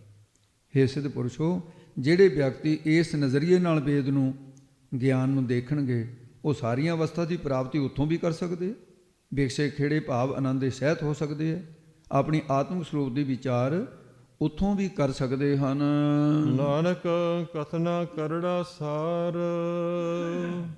ਸਤਿਗੁਰੂ ਮਹਾਰਾਜ ਸਹੀ ਪਰੋਨੇ ਸਿੱਧੋ, ਉਸ ਪਰਮੇਸ਼ਰ ਦਾ, ਉਹਨਾਂ ਭਗਤਾਂ ਦੀ ਅਵਸਥਾ ਦਾ ਕਥਨ ਕਰਨਾ ਸਾਰ ਲੋਹੇ ਦੀ ਤਰ੍ਹਾਂ ਔਖਾ ਹੈ। ਸੋਨੇ ਦੀ ਘਾਟ ਹਰੇਕ ਸਨਾਰਾ ਨਹੀਂ ਗਹਿਣੇ ਕਰ ਸਕਦਾ। ਇਹ ਵੀ ਕੰਮ ਉਦੋਂ ਔਖਾ ਹੈ, ਕਥਿਆ ਨਹੀਂ ਜਾ ਸਕਦਾ। ਖਾਸ ਕਰਕੇ ਸ਼ਕਤੀ ਬਿਰਤੀ ਕਰਕੇ ਕਥਨ ਨਹੀਂ ਕੀਤਾ ਜਾ ਸਕਦਾ। ਇਉਂ ਅਸੀਂ ਜਿਗਿਆਸੂ ਜਨਾਂ ਨੂੰ ਵੇਦਾਂ ਨਾਲੋਂ ਸੁਖੈਨ ਤਰੀਕਾ, ਸਿਧਾਂਤ ਅਸੀਂ ਆਪਣੀ ਬਾਣੀ 'ਚ ਵਰਣਨ ਕਰਕੇ, ਤਾਂ ਕਿ ਸਾਡੇ ਸਿੱਖਾਂ ਨੂੰ ਇਹ ਕਠਿਨ ਵਿਦਿਆ ਪੜ੍ਹਨ ਵਾਸਤੇ ਬ੍ਰਾਹਮਣਾਂ ਕੋਲ ਨਾ ਜਾਣਾ ਪਵੇ, ਉਹਨਾਂ ਨੂੰ ਇੱਥੇ ਬੈਠੇ ਨੂੰ ਬਾਣੀ ਦੁਆਰਾ ਜਾਣਕਾਰੀ ਪ੍ਰਾਪਤ ਹੋ ਜਾਏ। ਸੋ ਇਸ ਕਰਕੇ ਇਹ ਸਾਰੇ ਅਰਥਾਂ ਦੇ ਵਿਚਾਰ ਜੋ ਪੂਰਵਾਰਧ ਭਾਗ ਦੇ ਪੰਡਤ ਤਾਰਾ ਸਿੰਘ ਨਰੋਤਮ ਨੇ ਕੀਤੀ ਹੈ, ਤੇ ਉਹ ਸਾਰਾ ਇਸ ਤਰ੍ਹਾਂ ਦਾ ਕਥਨ ਕੀਤਾ ਹੈ। ਹੁਣ ਤੀਸਰੇ ਅਰਥ ਵਿੱਚ ਗੁਰਸਿੱਖਾਂ ਨੇ ਸਤਿਗੁਰੂ ਨੂੰ ਬੇਨਤੀ ਕੀਤੀ। ਕਰਤਾਰਪੁਰ ਸਾਹਿਬ ਮਹਾਰਾਜ ਸਨਮੁਖ ਤੇ ਗੁਰਮੁਖ ਦੀ ਅਵਸਥਾ ਬਾਰੇ ਪੁੱਛਿਆ, ਤਾਂ ਸਤਿਗੁਰੂ ਮਹਾਰਾਜ ਸਾਹਿਬ ਕਹਿੰਦੇ ਸਨਮੁਖ ਤੇ ਗੁਰਮੁਖ ਦੀ ਅਵਸਥਾ ਜਿਹੜੀ ਹੈ ਉਹ ਇਸ ਪ੍ਰਕਾਰ ਸਮਝਾਉਂਦੇ ਹੋਏ ਪਹਿਲਾਂ ਸਨਮੁਖ ਦੀ ਅਵਸਥਾ ਦਾ ਉਪਦੇਸ਼ ਦੇਣਗੇ, ਫਿਰ ਗੁਰਮੁਖ ਦੀ ਅਵਸਥਾ ਦਾ। ਇਹ ਸੱਚਖੰਡ ਜਿਹੜੀ ਅਵਸਥਾ ਅਸਲੀ ਸਨਮੁਖ ਤੇ ਗੁਰਮੁਖ ਦੀ ਸਾਂਝੀ ਅਵਸਥਾ ਹੈ। ਪਦਾਰਥ ਭਾਵ ਨਹੀਂ ਤੁਰਿਆ, ਦੋ ਅਵਸਥਾ ਇਕੱਠੀਆਂ ਹੋ ਗਈਆਂ ਤੇ ਦੋ ਖੰਡ ਇਕੱਠੇ ਹੋ ਗਏ। ਇਸ ਕਰਕੇ ਅੱਜ ਦੀ ਕਥਾ ਮੂਲ ਮੰਤਰ ਦੀ ਤਰ੍ਹਾਂ ਉਨੀ ਨਹੀਂ, ਪਰ ਉਹ ਤੋਂ ਕਮ ਵੀ ਨਹੀਂ, ਕਠਿਨ ਹੈ। ਕਿਉਂਕਿ ਜਿੱਥੇ ਅਵਸਥਾ ਦਾ ਕਥਨ ਹੋਵੇ ਉਹ ਹਰ ਇੱਕ ਜਿਗਿਆਸੂ ਦੇ ਵੱਸ ਦੀ ਗੱਲ ਨਹੀਂ। ਉੱਥੇ ਉਹਦੀ ਬੁੱਧੀ ਪਜ਼ਲ ਹੋ ਜਾਂਦੀ ਹੈ ਵੀ ਇਹ ਕਿਸ ਤਰ੍ਹਾਂ ਦੀਆਂ ਗੱਲਾਂ ਨੇ। ਜਿਨ੍ਹਾਂ ਨੂੰ ਕੱਲੀ ਸਾਖੀ ਸਮਝ ਆਉਂਦੀ ਹੈ ਉਹਨਾਂ ਨੂੰ ਇਸ ਤਰ੍ਹਾਂ ਗੂੜ ਅਰਥ ਜਿਹੜੇ ਨੇ ਉੱਥੇ ਵੀ ਥੋੜ੍ਹੀ ਕਠਿਨਾਈ ਤਾਂ ਆਉਂਦੀ ਹੈ। ਪਹਾੜ ਦੇ ਰਸਤੇ ਨੇ, ਅੱਜ ਮੈਂ ਭਾਈ ਸਾਹਿਬ ਦੱਸਦੇ, ਕਹਿੰਦੇ ਜੀ, ਮੈਂ ਕਿਹਾ ਕਿਵੇਂ ਆ? ਕਹਿੰਦਾ ਜੀ ਐਂ ਲੱਗਦਾ ਹੈ ਵੀ ਹੇਮਕੁੰਡ ਸਾਹਿਬ ਦੀ ਪਹਾੜੀ ਚੜ੍ਹ ਰਹੇ ਹਾਂ, ਕਿਤੇ ਸੌਖਾ ਰਸਤਾ ਵੀ ਆ ਜਾਂਦਾ ਹੈ, ਕਿਤੇ ਪਹਾੜੀ ਵੀ ਕਠਿਨ ਆ ਜਾਂਦੀ ਹੈ। ਇਹ ਬਿਲਕੁਲ ਇਸੇ ਤਰ੍ਹਾਂ ਦੀ ਗੱਲ ਹੈ। ਸੋ ਆ ਹੁਣ ਤੀਸਰੇ ਅਥਨ ਦੇ ਵਿੱਚ ਮਹਾਰਾਜ ਸਾਹਿਬ ਜੀ ਉਪਦੇਸ਼ ਬਖਸ਼ਿਸ਼ ਕਰਦੇ ਨੇ ਗੁਰਸਿੱਖਾਂ ਪ੍ਰਤੀ। ਕਰਮਖੰਡ ਕੀ ਬਾਣੀ ਜੋਰ। ਹੇ ਗੁਰਸਿੱਖੋ, ਜਿਨ੍ਹਾਂ ਉੱਤੇ ਸਤਿਗੁਰੂ ਜਾਂ ਪ੍ਰਭੂ ਦੀ ਕਰਮ ਕੀ ਬਖਸ਼ਿਸ਼ ਹੋ ਗਈ ਹੈ, ਉਹਨਾਂ ਦੇ ਤਾਂ ਹੀ ਬਚਨ ਕਿਤਨੇ ਗਿਆਨ ਦੇ ਜ਼ੋਰ ਤਾਕਤ ਵਾਲੇ ਹੁੰਦੇ ਨੇ। ਔਰ ਉਹਨਾਂ ਦੇ 'ਚ ਤਾਕਤ ਕੈਸੀ ਹੈ, ਕਾਮ ਆਦਿਕ ਵਿਕਾਰਾਂ ਦੀ ਜ਼ਹਿਰ ਨੂੰ ਖੰਡ ਨਾਸ ਕਰ ਦਿੰਦੇ ਹੈ। ਬਖਸ਼ਿਆਂ ਵਾਲਿਆਂ ਦੀ ਬਾਣੀ ਕਿਤਨੀ ਮਿੱਠੀ ਹੁੰਦੀ ਹੈ, ਉਹਨਾਂ ਦੇ ਅੱਗੇ ਖੰਡ ਵੀ ਕੀ ਮਿੱਠੀ ਹੈ, ਖੰਡ ਆਦਿਕ ਪਦਾਰਥ ਵੀ ਕੀ ਮਿੱਠੇ ਨੇ। ਮਿੱਠ ਬੋਲੜਾ ਜੀ ਹਰ ਸੱਜਣ ਸੁਆਮੀ ਮੋਰਾ, ਉਹ ਗੁਰਮੁਖ ਬੋਲਦੇ ਮਿੱਠਾ। ਉਹ ਕਿਉਂਕਿ ਅੰਦਰ ਨਾਮ ਹੈ, ਨਾਮ ਮਿੱਠਾ ਹੈ, ਨਾਮ ਪ੍ਰਭੂ ਕਾ ਲਾਗਾ ਮਿੱਠਾ। ਜਦੋਂ ਹਿਰਦਾ ਮਿੱਠਾ ਹੋਵੇ ਜ਼ਬਾਨ ਮਿੱਠੀ ਹੋ ਜਾਂਦੀ ਹੈ, ਹਿਰਦਾ ਕੌੜਾ ਹੋਵੇ ਜ਼ਬਾਨ ਕੌੜੀ ਹੋ ਜਾਂਦੀ ਹੈ। ਉਹਨਾਂ ਦੇ ਹਿਰਦੇ 'ਚ ਨਾਮ ਹੈ, ਨਾਮ ਮਿੱਠਾ ਤੇ ਜ਼ਬਾਨ ਵੀ ਮਿੱਠੀ ਹੋ ਜਾਂਦੀ ਹੈ। ਤਿਤੈ ਹੋਰ ਨਾ ਕੋਈ ਹੋਰ। ਉਸ ਅਵਸਥਾ ਵਿੱਚ ਹੋਰ ਕੋਈ ਵੀ ਮਨ ਦਾ ਸੰਕਲਪ ਜਾਂ ਵਾਸ਼ਨਾ ਨਹੀਂ ਰੱਖਦੇ। ਇਹ ਸਭ ਕੁਝ ਹੋਰ ਹੋੜ ਦਿੱਤਾ ਹੈ, ਹੋੜ ਨਾਮ ਰੋਕਣ ਦਾ, ਰੋਕ ਦਿੱਤਾ ਹੈ। ਉੱਥੇ ਜੀਵ ਈਸ਼ ਦੀ ਵਿੱਚ, ਜਿਹੜਾ ਜੀਵ ਤੇ ਈਸ਼ ਵਿੱਚ ਹੋਰ ਕੋਈ ਭੇਦ ਨਹੀਂ ਰਹਿੰਦਾ, ਤੇ ਪ੍ਰਭੂ ਤੋਂ ਬਿਨਾਂ ਹੋਰ ਕੁਝ ਵੀ ਪ੍ਰਤੀਤ ਨਹੀਂ ਹੁੰਦਾ ਹੈ। ਸਿੱਖਾਂ ਨੇ ਪ੍ਰਸ਼ਨ ਕੀਤਾ, ਮਹਾਰਾਜ ਉਸ ਅਵਸਥਾ ਵਿੱਚ ਪਹੁੰਚਦੇ ਕੌਣ? ਤਾਂ ਸਤਿਗੁਰੂ ਫਰਮਾਨ ਕਰਦੇ ਉੱਤਰ ਦਿੰਦੇ ਹਨ, ਤਿਥੈ ਜੋਧ ਮਹਾਬਲ ਸੂਰ। ਹੇ ਗੁਰਸਿੱਖੋ, ਤਿੱਥੇ ਉੱਥੇ ਉਹ ਪਹੁੰਚਦੇ ਨੇ ਜੋਧ, ਜੋਧਿਆਂ ਦੀ ਨਿਆਈ, ਜਿਨ੍ਹਾਂ ਨੇ ਤੂੰ ਪਦ ਨੂੰ ਸਮਝ ਲਿਆ, ਚੰਗੀ ਤਰ੍ਹਾਂ ਪ੍ਰਾਪਤ ਕਰ ਲਿਆ। ਤੇ ਉੱਥੇ ਉਹ ਪਹੁੰਚਦੇ ਮਹਾਬਲ, ਮਹਾਬਲੀਆਂ ਦੀ ਨਿਆਈ, ਜਿਹਨੇ ਤਤ ਪਦ ਨੂੰ ਵੀ ਚੰਗੀ ਤਰ੍ਹਾਂ ਸਮਝ ਲਿਆ, ਪ੍ਰਾਪਤ ਕਰ ਲਿਆ। ਤੇ ਉੱਥੇ ਉਹ ਪਹੁੰਚਦੇ ਨੇ ਸੂਰ, ਸੂਰਮੇ, ਜਿਨ੍ਹਾਂ ਨੇ ਅਸਪਦ ਬ੍ਰਹਮ ਨੂੰ ਚੰਗੀ ਤਰ੍ਹਾਂ ਸਮਝ ਲਿਆ। ਤਤਪਦ ਈਸ ਜੀਵ ਤੋਇ ਪਦ ਅਸਪਦ ਬ੍ਰਹਮ ਕਹਾਵੈ, ਕਿ ਮਾਇਆ ਕੇ ਜੇ ਭੇਦ ਤੀਨ ਹੈ, ਏਕੈ ਵੇਦ ਬਤਾਵੈ। ਉਹ ਪਹੁੰਚਦੇ ਨੇ ਉੱਥੇ। ਜਾਂ ਜੋ ਜੋਧੇ ਕੌਣ? ਜਿਨ੍ਹਾਂ ਨੇ ਤਮੋਗੁਣ ਨੂੰ ਜਿੱਤ ਲਿਆ। ਮਹਾਬਲੀ ਕੌਣ? ਜਿਨ੍ਹਾਂ ਨੇ ਰਜੋਗੁਣ ਨੂੰ ਵੀ ਜਿੱਤ ਲਿਆ। ਤੇ ਸੂਰਮੇ ਕੌਣ? ਜਿਹਨੇ ਸਤੋਗੁਣ ਨੂੰ ਵੀ ਜਿੱਤ ਲਿਆ। ਉਹਨਾਂ ਦੀ ਸਾਧਕੀ ਉਪਮਾ ਤੇ ਉਹ ਗੁਣ ਤੇ ਦੂਰ, ਇਹ ਪ੍ਰਾਪਤ ਕਰ ਲਈ ਹੈ। ਉਹ ਪਹੁੰਚਦੇ ਨੇ ਉੱਥੇ। ਜਨ ਮਹਿ ਰਾਮ ਰਹਿਆ ਭਰਪੂਰ। ਉਹਨਾਂ ਦੇ ਹਿਰਦਿਆਂ ਦੇ ਮਹਿ ਕੀ ਵਿੱਚ ਰਾਮ ਕੌਣ ਹੈ? ਰਮਿਆ ਹੋਇਆ ਜਿਹੜਾ ਸਾਰੀ ਜਗ੍ਹਾ, ਉਹ ਪ੍ਰਭੂ ਭਰਪੂਰ ਵਿਆਪਕ ਹੋ ਰਿਹਾ ਹੈ। ਭਾਵ ਕੀ ਹੈ? ਸਾਖਸ਼ਾਤ ਹੋ ਰਿਹਾ ਹੈ। ਤੇ ਜਿਸ ਤਰ੍ਹਾਂ ਘਟ ਘਟ ਮੈਂ ਹਰ ਜੋ ਬਸੈ, ਸੰਤਨ ਕਹਿਓ ਪੁਕਾਰ, ਨੌਵੇਂ ਪਾਤਸ਼ਾਹ ਨੇ ਬਚਨ ਕਹੇ। ਜਾਂ ਫਿਰ ਬਾਹਰ ਭੀਤਰ ਏਕੋ ਜਾਨੋ, ਇਹ ਗੁਰ ਗਿਆਨ ਬਤਾਈ ਨਾਮ ਦੱਸਣ ਦਾ। ਨਾਮਦੇਵ ਨੇ ਇੱਕ ਅਵਸਥਾ 'ਚ ਕਿਹਾ, ਸਭ ਗੋਬਿੰਦ ਹੈ, ਸਭ ਗੋਬਿੰਦ ਹੈ, ਗੋਬਿੰਦ ਬਿਨ ਨਹੀਂ ਕੋਈ। ਇਹ ਉਹਨਾਂ ਦੀ ਅਵਸਥਾ ਹੈ। ਤਥੈ ਸੀਤੋ ਸੀਤਾ ਮਹਿਮਾ ਮਾਹੈ। ਤੇ ਉੱਥੇ ਉਸ ਅਵਸਥਾ ਵਿੱਚ ਉਹਨਾਂ ਦਾ ਮਨ ਪ੍ਰਭੂ ਦੀ ਮਹਿਮਾ ਮਾਹੇ ਵਿੱਚ ਸੀਤਣਾ ਗਿਆ, ਸਿਉਂਤਾ ਗਿਆ ਹੈ, ਸੀਤਾ ਹੋਇਆ ਹੈ। ਤੇ ਉੱਥੇ ਉਸ ਅਵਸਥਾ ਵਿੱਚ ਪ੍ਰਭੂ ਦੀ ਮਹਿਮਾ ਮਾਹੇ। ਮਾਹ ਨਾਮ ਚੰਦਰਮਾ ਦਾ ਹੁੰਦਾ ਹੈ। ਚੰਦਰਮਾ ਦੇ ਵਾਂਗ ਪ੍ਰਕਾਸ਼ਵਾਨ, ਮਿੱਠਾ ਚਾਨਣਾ, ਸ਼ਾਂਤੀ ਵਾਲਾ। ਤੇ ਉਸ ਦੀ ਸੀਤਲਤਾਈ, ਸੀਤਾ ਕੀ ਸੀਤਲਤਾਈ, ਸੀਤੋ ਅਤ ਸੀਤਲ, ਉਹ ਠੰਡ ਹੀ ਠੰਡ ਹੈ ਨਾਮ ਦੀ ਐਸੀ ਠੰਡ ਦੇ ਅੱਗੇ ਠੰਡੀਆਂ ਚੀਜ਼ਾਂ, ਸਰਦ ਰੁੱਤ ਵੀ ਜਾਂ ਹੋਰ ਸਾਰੀਆਂ ਠੰਡੀਆਂ ਚੀਜ਼ਾਂ ਗੁਰਬਾਣੀ 'ਚ ਕਹੀਆਂ। ਚੰਦਨਾ ਸਰਦ ਰੁੱਤ, ਮੂਲ ਨਾ ਮਿਟੀ ਘਾਮ, ਸੀਤਲ ਥੀ ਵੈ ਨਾਨਕਾ ਜਪੰਦੜੋ ਹਰ ਨਾਮ। ਆਤਸ਼ ਦੁਨੀਆ ਖੁਨਕ ਨਾਮ ਖੁਦਾਇਆ। ਨਹਿ ਸੀਤਲੰਗ ਚੰਦਰ ਦੇਵ ਹੈ, ਨਹਿ ਸੀਤਲੰਗ ਬਾਵਨ ਚੰਦਨ ਹੈ। ਭਾਵੇਂ ਚੰਦਰਮਾ ਸੀਤਲ ਹੈ ਪਰ ਉਹਨਾਂ ਦੇ ਮੁਕਾਬਲੇ 'ਚ ਨਹੀਂ। ਬਾਵਨ ਚੰਦਨ ਸੀਤਲ ਹੈ, ਉਹਨਾਂ ਦੇ ਮੁਕਾਬਲੇ 'ਚ ਨਹੀਂ। ਨਹਿ ਸੀਤਲੰਗ ਸੀਤ ਰੁਤੇਣ, ਇਹ ਰੁੱਤ ਸੀਤਲ ਹੈ, ਸਰਦ ਰੁੱਤ ਜਿਹਨੂੰ ਕਹਿੰਦੇ ਹੈ, ਨਹੀਂ ਹੈ ਮੁਕਾਬਲਾ। ਨਾਨਕ ਸੀਤਲੰਗ ਸਾਧ ਸਵੈਜਨ ਹੈ, ਉਹ ਨਾਮ ਦੀ ਠੰਡ ਹੈ। ਛਾਤੀ ਸੀਤਲ ਮਨ ਸੁਖੀ, ਸੰਤ ਗੋਬਿੰਦ ਗੁਣ ਗਾਏ। ਤੇ ਇਹ ਉਹਨਾਂ ਦੀ ਅਵਸਥਾ ਜਾਂ ਫਿਰ ਪੰਥ ਜਲੰਧੜੀ ਮੇਰਾ ਅੰਦਰ ਠੰਡਾ, ਗੁਰਦਰਸ਼ਨ ਦੇਖ ਨਿਹਾਲੀ। ਇਹ ਉਹਨਾਂ ਦੀ ਅਵਸਥਾ ਹੋ ਜਾਂਦੀ ਹੈ। ਤਾਂ ਕੇ ਰੂਪ ਨਾ ਕਥਨੇ ਜਾਹੇ। ਤਾਂ ਕੇ ਰੂਪ, ਵਿਸਰਾਮ ਦਾ ਧਿਆਨ ਰੱਖਣਾ ਭਾਈ। ਤਾਂ ਕੇ ਰੂਪ ਨਾ ਕਥਨੇ ਜਾਹੇ। ਉਹਨਾਂ ਦੀ ਐਸੀ ਅਵਸਥਾ ਵਾਲੇ ਭਗਤ ਜਨਾਂ ਦੇ ਰੂਪ ਕਥਨ ਨਹੀਂ ਕੀਤੇ ਜਾ ਸਕਦੇ। ਤਾਂ ਕਿ ਉਸ ਪ੍ਰਭੂ ਦੇ ਰੂਪ ਸਰੂਪ ਨੂੰ ਮਨ ਬਾਣੀ ਸਰੀਰ ਕਰਕੇ ਕਥਨ ਨਹੀਂ ਕੀਤਾ ਜਾ ਸਕਦਾ। ਮਨ ਬਾਣੀ ਸਰੀਰ ਦੇ ਉਹ ਵਿਸ਼ੇ ਹੈ। ਕਥਨ ਤੋਂ ਅਕਥ ਹੈ। ਅਕਥੇ ਕਾ ਕਿਆ ਕਥੀਏ ਭਾਈ। ਸਵੈ ਅਨੁਭਵ ਰੂਪ ਹੈ, ਅਗਮ ਅਵਸਥਾ ਹੈ। ਤੇ ਜਿਸ ਦੀ ਉਹਨਾਂ ਨੂੰ ਪ੍ਰਾਪਤੀ ਹੋ ਗਈ ਹੈ। ਬੇਗਮਪੁਰਾ ਸ਼ਹਿਰ ਕੋ ਨੋ, ਦੁਖੋਂ ਦੂਤੈ ਨਾਹੀ ਠਾਓ। ਨਾ ਤਸਵੀਸ ਕੀ ਰਾਜ ਨਾ ਵਾਲ, ਖੌਫ ਨਾ ਖਤਾ ਨਾ ਤਰਸ ਵਾਲ। ਅਬ ਖੂਬ ਬਤਨ ਗਏ ਪਾਈ। ਉਹ ਇਹਦੇ ਵਾਸੀ ਹੋ ਜਾਂਦੇ ਹਨ। ਨਾ ਉਹ ਮਰਹਿ ਨਾ ਠਾਗੇ ਜਾਹੇ। ਉਹ ਫਿਰ ਕਾਲ ਕਰਕੇ ਮਰਦੇ ਨਹੀਂ। ਕਬੀਰ ਸਾਹਿਬ ਨੇ ਕਿਹਾ, ਅਬ ਮੈਂ ਨਾ ਮਰੋ, ਮਰਬੋ ਸੰਸਾਰਾ। ਮੈਂ ਨਹੀਂ ਮਰਦਾ ਹੁਣ। ਕੀ ਮੈਂ ਮਰਨਾ? ਕਹਿੰਦਾ ਮੌਤ ਨੇ ਆਉਣਾ ਸੀ ਇੱਕੋ ਵਾਰੀ। ਮੈਂ ਜਿਉਂਦਿਆਂ ਦੇਹ ਅਧਿਆਸ, ਦੇਹ ਤੋਂ ਅਲੱਗ ਹੋ ਗਿਆ। ਤੇ ਦੇਹ ਤੋਂ ਅਲੱਗ ਹੋਣ ਨੂੰ ਹੀ ਮੌਤ ਕਹਿੰਦੇ ਨੇ, ਜੋ ਜੀਵਾਤਮਾ ਵਿੱਚੋਂ ਨਿਕਲ ਜਾਂਦਾ। ਕਬੀਰ ਜਿਸ ਮਰਨੇ ਤੇ ਜਗ ਡਰਿਆ, ਕਹਿੰਦਾ ਮੈਨੂੰ ਤਾਂ ਆਨੰਦ ਆ ਗਿਆ, ਦੇਹ ਅਧਿਆਸ ਮਰ ਗਿਆ। ਉਹ ਫਿਰ ਨਾ ਉਹ ਮਰੇ, ਬਾਰ-ਬਾਰ ਜੰਮਣ ਮਰਨ ਦੇ ਵਿੱਚ ਨਹੀਂ ਪੈ ਗਏ। ਉਹਨਾਂ ਇਸ ਕਰਕੇ ਉਹਨਾਂ ਤਿੰਨਾਂ ਦੇਹ ਅਭਿਮਾਨ ਮਿਟ ਗਿਆ ਨਾ। ਇਸ ਕਰਕੇ ਉਹਨਾਂ ਦੀ ਮੌਤ ਉਹਨਾਂ ਨੂੰ ਮਾਰ ਨਹੀਂ ਸਕਦੀ। ਤੇ ਤਾਂ ਉਹਨਾਂ ਨੇ ਕਿਹਾ ਹੈ, ਅਤੇ ਨਾ ਹੀ ਉਹ ਵਿਕਾਰਾਂ ਵਿੱਚ ਠੱਗੇ ਜਾਂਦੇ ਨੇ। ਰਾਜ ਮਾਲ ਰੂਪ ਜਾਤ ਜੋਬਨ ਪੰਜੇ ਠੱਗ, ਇਹ ਠੱਗਨ ਪੰਜੇ। ਇਹਨਾਂ ਕਰਕੇ ਉਹ ਠੱਗੇ ਨਹੀਂ ਜਾਂਦੇ ਹਨ।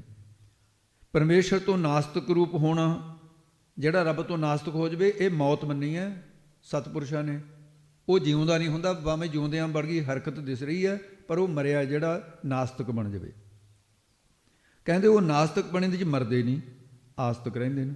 ਸਵਰਗ ਦੇ ਦਿਗ ਭੋਗਾਂ ਦੀ ਇੱਛਾ ਕਰਕੇ ਠੱਗੇ ਨਹੀਂ ਜਾਂਦੇ। ਜੇ ਕੋਈ ਕਹੇ ਵੀ ਭਾਈ ਤਿਲਕ ਨੂੰ ਦਿੱਤਾ ਨਹੀਂ ਸੀ ਬੜਾ ਲਾਲਚ ਵੀ, ਤੋ ਸਵਰਗ ਜਿਹੜਾ ਮੇਰੇ ਦਰਸ਼ਨ ਕਰੂ ਹਮੇਸ਼ਾ ਜੋਗੀ ਕਹਿੰਦਾ ਸੀ, ਉਹ ਨਹੀਂ ਠੱਗੇ ਜਾਂਦੇ ਹਨ। ਜਿਨ ਕੈ ਰਾਮ ਵਸੈ ਮਨ ਵਾਹੇ। ਜਿਨ੍ਹਾਂ ਦੇ ਰਾਮ, ਰਮੰਤੀ ਰਾਮਾ ਜੋ ਸਾਰੇ ਵਿਆਪਕ ਹੈ।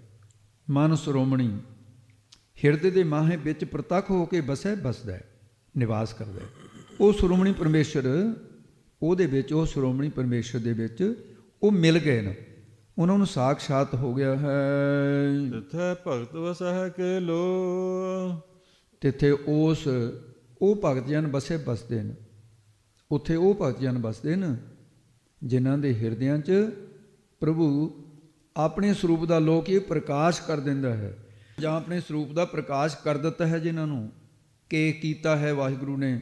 ਭਗਤ ਵਸੈ ਕੀਰਤਨ ਆਧਾਰੇ, ਇਹ ਉਹਨਾਂ ਦੀ ਅਵਸਥਾ ਹੈ। ਕਰਹਿ ਆਨੰਦ ਸੱਚਾ ਮਨ ਸੋਏ, ਉਹਨਾਂ ਦਾ ਮਨ ਤੇ ਉਹਨਾਂ ਦੇ ਮਨ ਦੇ ਵਿੱਚ ਉਹ ਸੱਚਾ ਪ੍ਰਭੂ ਵਸਿਆ ਹੋਇਆ ਹੈ, ਜਿਸ ਕਰਕੇ ਉਹ ਹਮੇਸ਼ਾ ਸਰੂਪਾਨੰਦ ਦਾ ਪ੍ਰਾਪਤ ਕਰਕੇ ਸਰੂਪਾਨੰਦ ਦੇ ਵਿੱਚ ਰਹਿੰਦੇ ਨੇ, ਸਰੂਪਾਨੰਦ ਨੂੰ ਪ੍ਰਾਪਤ ਕਰਦੇ ਨੇ। ਤੇ ਸੱਚਾ ਮਨ ਜਿਨ੍ਹਾਂ ਦੇ ਮਨ ਵਿੱਚ ਸੱਚ ਹੈ, ਸੋਏ ਉਹ ਸੱਚੇ, ਉਹ ਬ੍ਰਹਮਾਨੰਦ ਦਾ ਰਸ ਪ੍ਰਾਪਤ ਹੋ ਰਿਹਾ ਹੈ, ਬ੍ਰਹਮਾਨੰਦ ਪ੍ਰਾਪਤ ਹੋ ਰਿਹਾ ਹੈ, ਕਰੇ ਕਰਦੇ ਨੇ। ਇਹ ਸਾਧਨ ਕਰਨ ਵੇਲੇ ਭਜਨ ਆਨੰਦ ਹੁੰਦਾ ਹੈ, ਪਹਿਲਾ ਆਨੰਦ ਹੈ ਇਹ 3 ਪ੍ਰਕਾਰ ਦੇ ਆਨੰਦ ਮੰਨੇ ਆ ਵਿਚਾਰ ਮਾਲਾ ਦੇ ਅੰਦਰ। ਵਿਖਿਆ ਆਨੰਦ ਸੰਸਾਰ ਹੈ, ਭਜਨ ਆਨੰਦ ਹਰੀਦਾਸ, ਬ੍ਰਹਮਾਨੰਦ ਜੀਵਨ ਮੁਕਤ ਭਈ ਵਾਸਨਾ ਨਾਸ। ਵਿਸ਼ਿਆਂ ਦਾ ਆਨੰਦ ਕਿਹਨੂੰ ਆਉਂਦਾ ਹੈ? ਵਿਖਿਆ ਆਨੰਦ ਸੰਸਾਰ ਹੈ, ਸੰਸਾਰੀ ਵਿਸ਼ਈ ਪੁਰਸ਼ ਹੈ, ਉਹਨੂੰ ਖਾਣ ਪੀਣ ਭੋਗਣ ਦਾ ਆਨੰਦ ਆਉਂਦਾ ਹੈ, ਜਿਸ ਕਾਰਨ ਜੰਮਣ ਮਰਨ ਦੇ ਵਿੱਚ ਵੀ ਭਰਿਆ ਰਹਿੰਦਾ ਹੈ। ਇਸ ਰਸ ਦਾ ਇਹ ਫਲ ਹੈ। ਭਜਨ ਆਨੰਦ ਜਿਹੜੇ ਪਰਮਾਤਮਾ ਦੇ ਦਾਸ ਹਨ, ਭਜਨ ਦਾ ਆਨੰਦ ਉਹਨਾਂ ਨੂੰ ਆਉਂਦਾ ਹੈ। ਕਥਾ ਕੀਰਤਨ ਮਨ ਇਕਾਗਰ ਹੋ ਕੇ ਰਸ ਆਉਂਦਾ ਹੈ, ਪਰ ਹੈ ਨਾਲੇ ਦੇ ਪਾਣੀ ਦੇ ਪ੍ਰਵਾਹ ਦੀ ਤਰ੍ਹਾਂ। ਨਾਲੇ ਦੇ ਵਿੱਚ ਜਿਹੜਾ ਪਾਣੀ ਹੈ, ਵਰਖਾ ਪੈਣ ਤੋਂ ਨਾਲੇ ਚੜ੍ਹ ਜਾਂਦੇ ਨੇ, ਵਰਖਾ ਹਟ ਜਾਵੇ ਸੁੱਕ ਵੀ ਜਾਂਦੇ ਨੇ। ਵਰਖਾ ਬੰਦ ਹੋਈ ਨਾਲੇ ਬੰਦ ਹੋ ਗਏ। ਇਸੇ ਤਰ੍ਹਾਂ ਜਿਹੜੇ ਲੋਕ ਬੜੀ ਚਿਰ ਤੱਕ ਜਪ ਤਪ ਕਰਦੇ ਰਹਿੰਦੇ ਆ, ਕਥਾ ਕੀਰਤਨ ਸਰਵਣ ਵੀ ਕਰਦੇ ਰਹਿੰਦੇ ਆ, ਉਹਨਾਂ ਚਿਰ ਤਾਂ ਆਨੰਦ ਬਣਿਆ ਰਹੂਗਾ। ਬਾਅਦ ਵਿੱਚ ਕਸੰਗਤ ਹੋ ਜਾਵੇ, ਕਥਾ ਕੀਰਤਨ ਵਿੱਚੋਂ ਹਟ ਜਾਣ, ਭਜਨ ਕਰਨ ਛੱਡ ਜਾਣ, ਸਾਧਨ ਛੱਡ ਦੇਣ, ਉਹ ਆਨੰਦ ਵੀ ਉਹ ਉਵੇਂ ਹੀ ਸੁੱਕ ਜਾਂਦਾ ਜਿਵੇਂ ਨਾਲੇ ਦਾ ਪਾਣੀ ਸੁੱਕ ਜਾਂਦਾ। ਵਰਖਾ ਨਹੀਂ ਨਾ ਹੋਈ, ਗੁਰੂ ਰੂਪ ਬੱਦਲ ਵਿੱਚੋਂ ਉਪਦੇਸ਼ ਦੀ ਵਰਖਾ ਹੋਣ ਤੋਂ ਹਟ ਗਈ। ਪਰ ਭਜਨ ਆਨੰਦ ਵਿੱਚ ਤੇ ਇਹ ਆਨੰਦ ਤਾਂ ਹੈ, ਫਿਰ ਬ੍ਰਹਮਾਨੰਦ ਨਾਲੋਂ ਫਿਰ ਅੰਤਰ ਹੋ ਗਿਆ ਇਹਦਾ। ਜਿਹੜਾ ਬ੍ਰਹਮਾਨੰਦ ਆ ਉਹ ਸਾਰਿਆਂ ਤੋਂ ਵੱਡਾ ਹੈ। ਬ੍ਰਹਮਾਨੰਦ ਜੀਵਨ ਮੁਕਤ, ਜੀਵਨ ਮੁਕਤਾਂ ਪੁਰਖਾਂ ਦਾ ਹੈ। ਉਹ ਸਾਰੀਆਂ ਵਾਸਨਾਵਾਂ ਖਤਮ ਹੋ ਜਾਂਦੀਆਂ ਨੇ, ਬ੍ਰਹਮ ਦੀ ਸਖਿਆਤਾਕਾਰ ਹੋ ਜਾਂਦੀ ਹੈ, ਆਨੰਦ ਦੀ ਪ੍ਰਾਪਤੀ ਹੋ ਜਾਂਦੀ ਹੈ। ਉਹ ਆਨੰਦ ਕਦੇ ਨਾਸ ਨਹੀਂ ਹੁੰਦਾ। ਜਿਵੇਂ ਬੜਬਾਗਨੀ ਹੈ ਸਮੁੰਦਰ ਵਿੱਚ, ਮਨਾ ਮੂੰਹ ਪਾਣੀ ਨੂੰ ਫੂਕੀ ਜਾਂਦੀ ਹੈ, ਪਰ ਉਹ ਆਪ ਬੁਝਦੀ ਨਹੀਂ ਹੈ। ਜਿਵੇਂ ਇੱਕ ਬੂੰਦ ਤਵੇ 'ਤੇ ਪੈ ਕੇ ਸੜਦੀ ਹੈ, ਐਂ ਸੜਦਾ ਪਾਣੀ, ਐਸਾ ਮੰਨਿਆ ਗ੍ਰੰਥਾਂ ਦੇ ਵਿੱਚ। ਤੇ ਇਸੇ ਤਰ੍ਹਾਂ ਜਿਵੇਂ ਉਹ ਅੱਗ ਨਹੀਂ ਬੁਝਦੀ, ਪ੍ਰਜਵਲਿਤ ਹੁੰਦੀ ਹੈ ਗਿਆਨ ਦੀ ਅਗਨੀ, ਜਾਂ ਉਹ ਆਨੰਦ ਜਿਹੜਾ ਬ੍ਰਹਮਾਨੰਦ ਲੱਖਾਂ ਅਗਿਆਨ ਦੇ ਜਨਮਾਂ ਜਨਮਾਤਰੇ ਦੇ ਸੰਕਲਪਾਂ ਨੂੰ ਨਾਸ ਕਰੀ ਜਾਂਦਾ ਹੈ। ਤੇ ਪਰ ਆਪ ਫਿਰ ਸਖਿਆਤਾਕਾਰ ਜਿਹੜੀ ਹੋ ਗਈ, ਉਹ ਆਨੰਦ ਜਿਹੜੇ ਸੰਸਕਾਰ ਨੇ, ਉਹਨਾਂ ਸੰਸਕਾਰਾਂ ਹੇਠ ਦਬਦਾ ਨਹੀਂ ਹੈ। ਹਰ ਸਮੇਂ ਗਿਆਨ ਰੂਪ ਅਗਨੀ ਸਾਖਿਆਤ ਰਹਿੰਦੀ ਹੈ, ਕਦੇ ਅਭਾਵ ਨਹੀਂ ਹੁੰਦਾ। ਤੋ ਇਸ ਕਰਕੇ ਇੱਥੋਂ ਤੱਕ ਇਹ ਸਨਮੁਖ ਦੀ ਅਵਸਥਾ ਕਥਨ ਕੀਤੀ ਹੈ। ਅੱਗੇ ਹੁਣ ਗੁਰਮੁਖ ਦੀ ਅਵਸਥਾ ਅਗਲੀਆਂ ਤੁਕਾਂ ਵਿੱਚ ਕਥਨ ਕਰਦੇ ਨੇ ਸਤਿਗੁਰੂ। ਸੱਚਖੰਡ ਵਸੈ ਨਿਰੰਕਾਰ, ਤੇ ਨਾਲੇ ਪਦਾਰਥ ਅਭਾਵਨੀ ਦਾ ਜ਼ਿਕਰ ਕਰ ਦਿੱਤਾ ਹੈ ਪਿੱਛੇ। ਸੱਚਖੰਡ ਵਸੈ ਨਿਰੰਕਾਰ, ਇਹਦੀ ਤੁਰੀਆ ਪਦ ਦੀ ਵੀ ਗੱਲ ਆਊਗੀ ਤੇ ਪੰਜਵਾਂ ਖੰਡ। ਹੇ ਗੁਰੂ ਸਿੱਖੋ, ਉਹ ਗੁਰਮੁਖ ਜਨ ਉਸਨੇ ਨਿਰੰਕਾਰ, ਨਿਰਾਕਾਰ, ਮਾਇਕੀ ਜਿਹੜੀ ਰਚਨਾ ਹੈ ਸਰੀਰਾਂ ਦੀ, ਇਹ ਤੋਂ ਰਹਿਤ, ਉਹ ਪ੍ਰਭੂ ਵਿੱਚ ਅਭੇਦ ਹੋ ਕੇ ਬਸਦੇ। ਜੋ ਪ੍ਰਭੂ ਸੱਚਖੰਡ, ਸੱਚ ਅਖੰਡ, ਸੱਚ ਸਰੂਪ, ਤ੍ਰੇਈ ਕਾਲ ਵਦਤਿੰਗ ਸਤਤਿੰ, ਅਤੇ ਅਖੰਡ ਖੰਡਨ ਤੋਂ ਰਹਿਤ ਹੈ। ਜਿਉ ਜਲ ਮੈਂ ਜਲ ਆਏ ਖਟਾਨਾ, ਤਿਉ ਜੋਤੀ ਸੰਗ ਜੋਤ ਸਮਾਨਾ। ਇਹ ਅਵਸਥਾ ਪ੍ਰਾਪਤ ਹੋ ਜਾਂਦੀ ਹੈ। ਕਰ ਵੇਖੈ ਨਦਰ ਨਿਹਾਲ,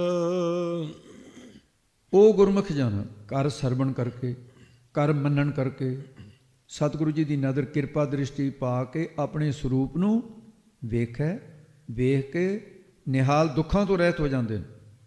ਉਹ ਗੁਰਮੁਖ ਜਨ ਨਿਸ਼ਕਾਮ ਕਰਮ ਭਗਤੀ ਕਰ ਕਰਕੇ ਦ੍ਰਿਸ਼ਟੀ ਗਿਆਨ ਵਾਲੀ ਫਿਰ ਹੋ ਜਾਂਦੀ ਆ ਉਹਨਾਂ ਦੀ।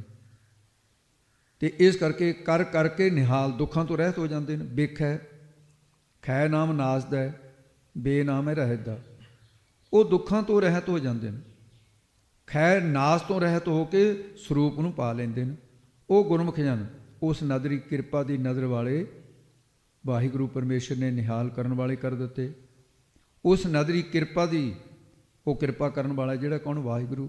ਨਜ਼ਰ ਕਰਨ ਵਾਲੇ, ਨਿਹਾਲ ਕਰਨ ਵਾਲੇ, ਪ੍ਰਭੂ ਨੂੰ ਸਾਖਸ਼ਾਤ ਕਰ ਲੈਂਦੇ ਨੇ।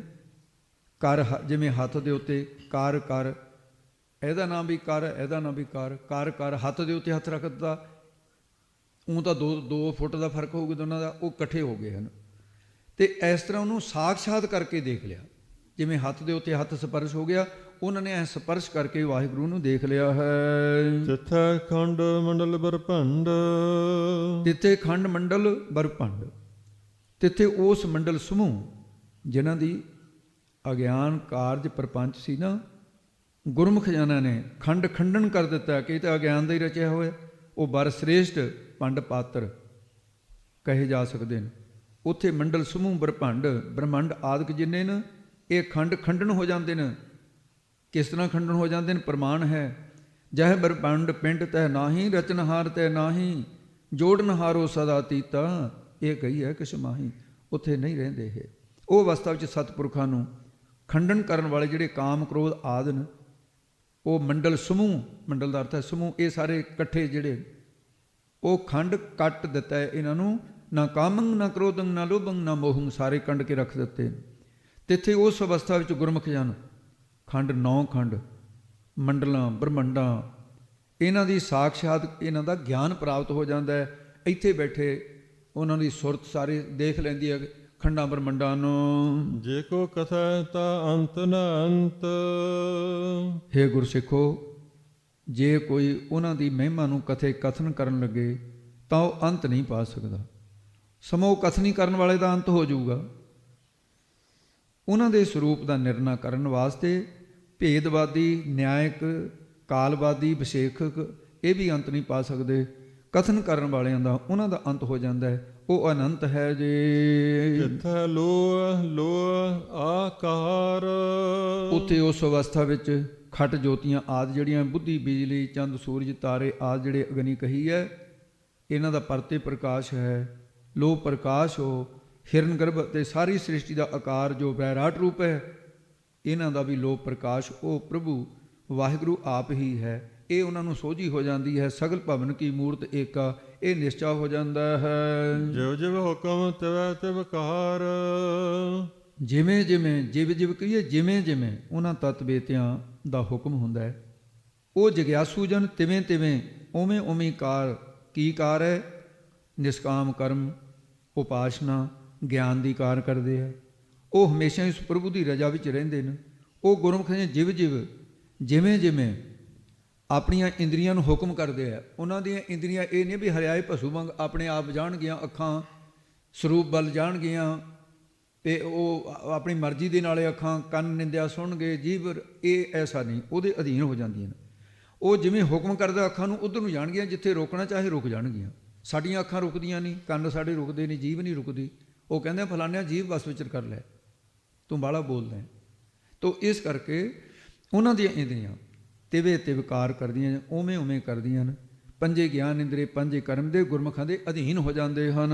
ਵੇਖੈ ਵਿਕਸੈ ਕਰ ਵਿਚਾਰ, ਉਹਨਾਂ ਗੁਰਮੁਖ ਜਨਾਂ ਨੇ ਆਪਣੇ ਸਰੂਪ ਨੂੰ ਵੇਖੇ, ਵੇਖ ਕੇ ਵਿਕਸੇ ਖੜੇ ਰਹਿੰਦੇ ਨੇ। ਜਾਂ ਉਹ ਆਨੰਦ ਸਰੂਪ ਦੀ ਵਿਚਾਰ ਕਰਦੇ ਨੇ।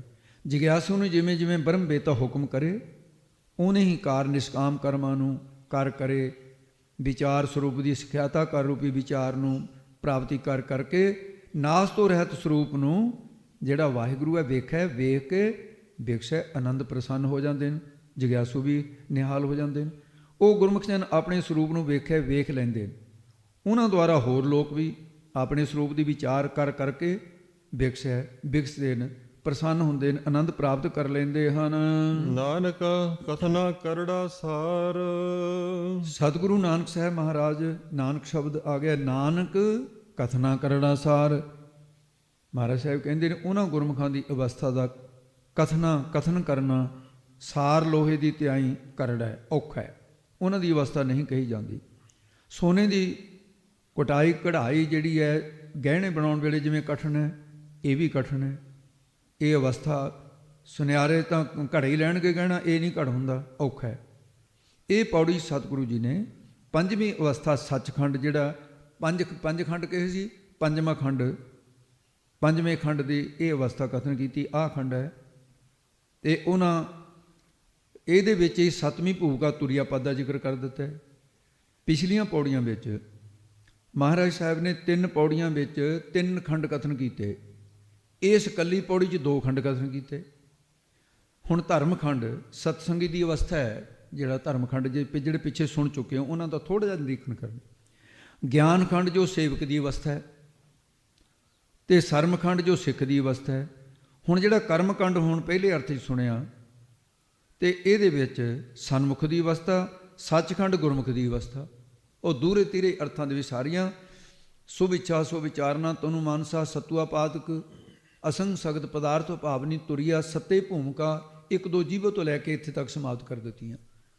ਤੇ 5 ਖੰਡ ਧਰਮਖੰਡ, ਗਿਆਨਖੰਡ, ਸਰਮਖੰਡ, ਕਰਮਖੰਡ, ਸੱਚਖੰਡ। ਇਹਨਾਂ ਦੇ ਵਿੱਚ ਬਹੁਤ ਸਾਰੇ ਫਿਲਾਸਫਰ ਆਪਣੀ ਫਿਲਾਸਫੀ ਦੇ ਅਨੁਸਾਰ ਅੱਗੇ ਪਿੱਛੇ ਕਰਕੇ ਇਹਨਾਂ ਨੂੰ ਇਹਦੇ 'ਤੇ ਬਹੁਤ ਸਾਰੇ ਮਸਾਲੇ ਲਾ ਕੇ ਇਹੋ ਜਿਹੇ ਤਰੀਕੇ ਨਾਲ ਵੀ ਕਥਨ ਕਰਦੇ ਨੇ, ਤੇ ਸੁਣਨ ਵਾਲੇ ਕਹਿੰਦੇ ਹਾਂ ਜੀ ਆਹ ਗੱਲ ਬਹੁਤ ਵਧੀਆ।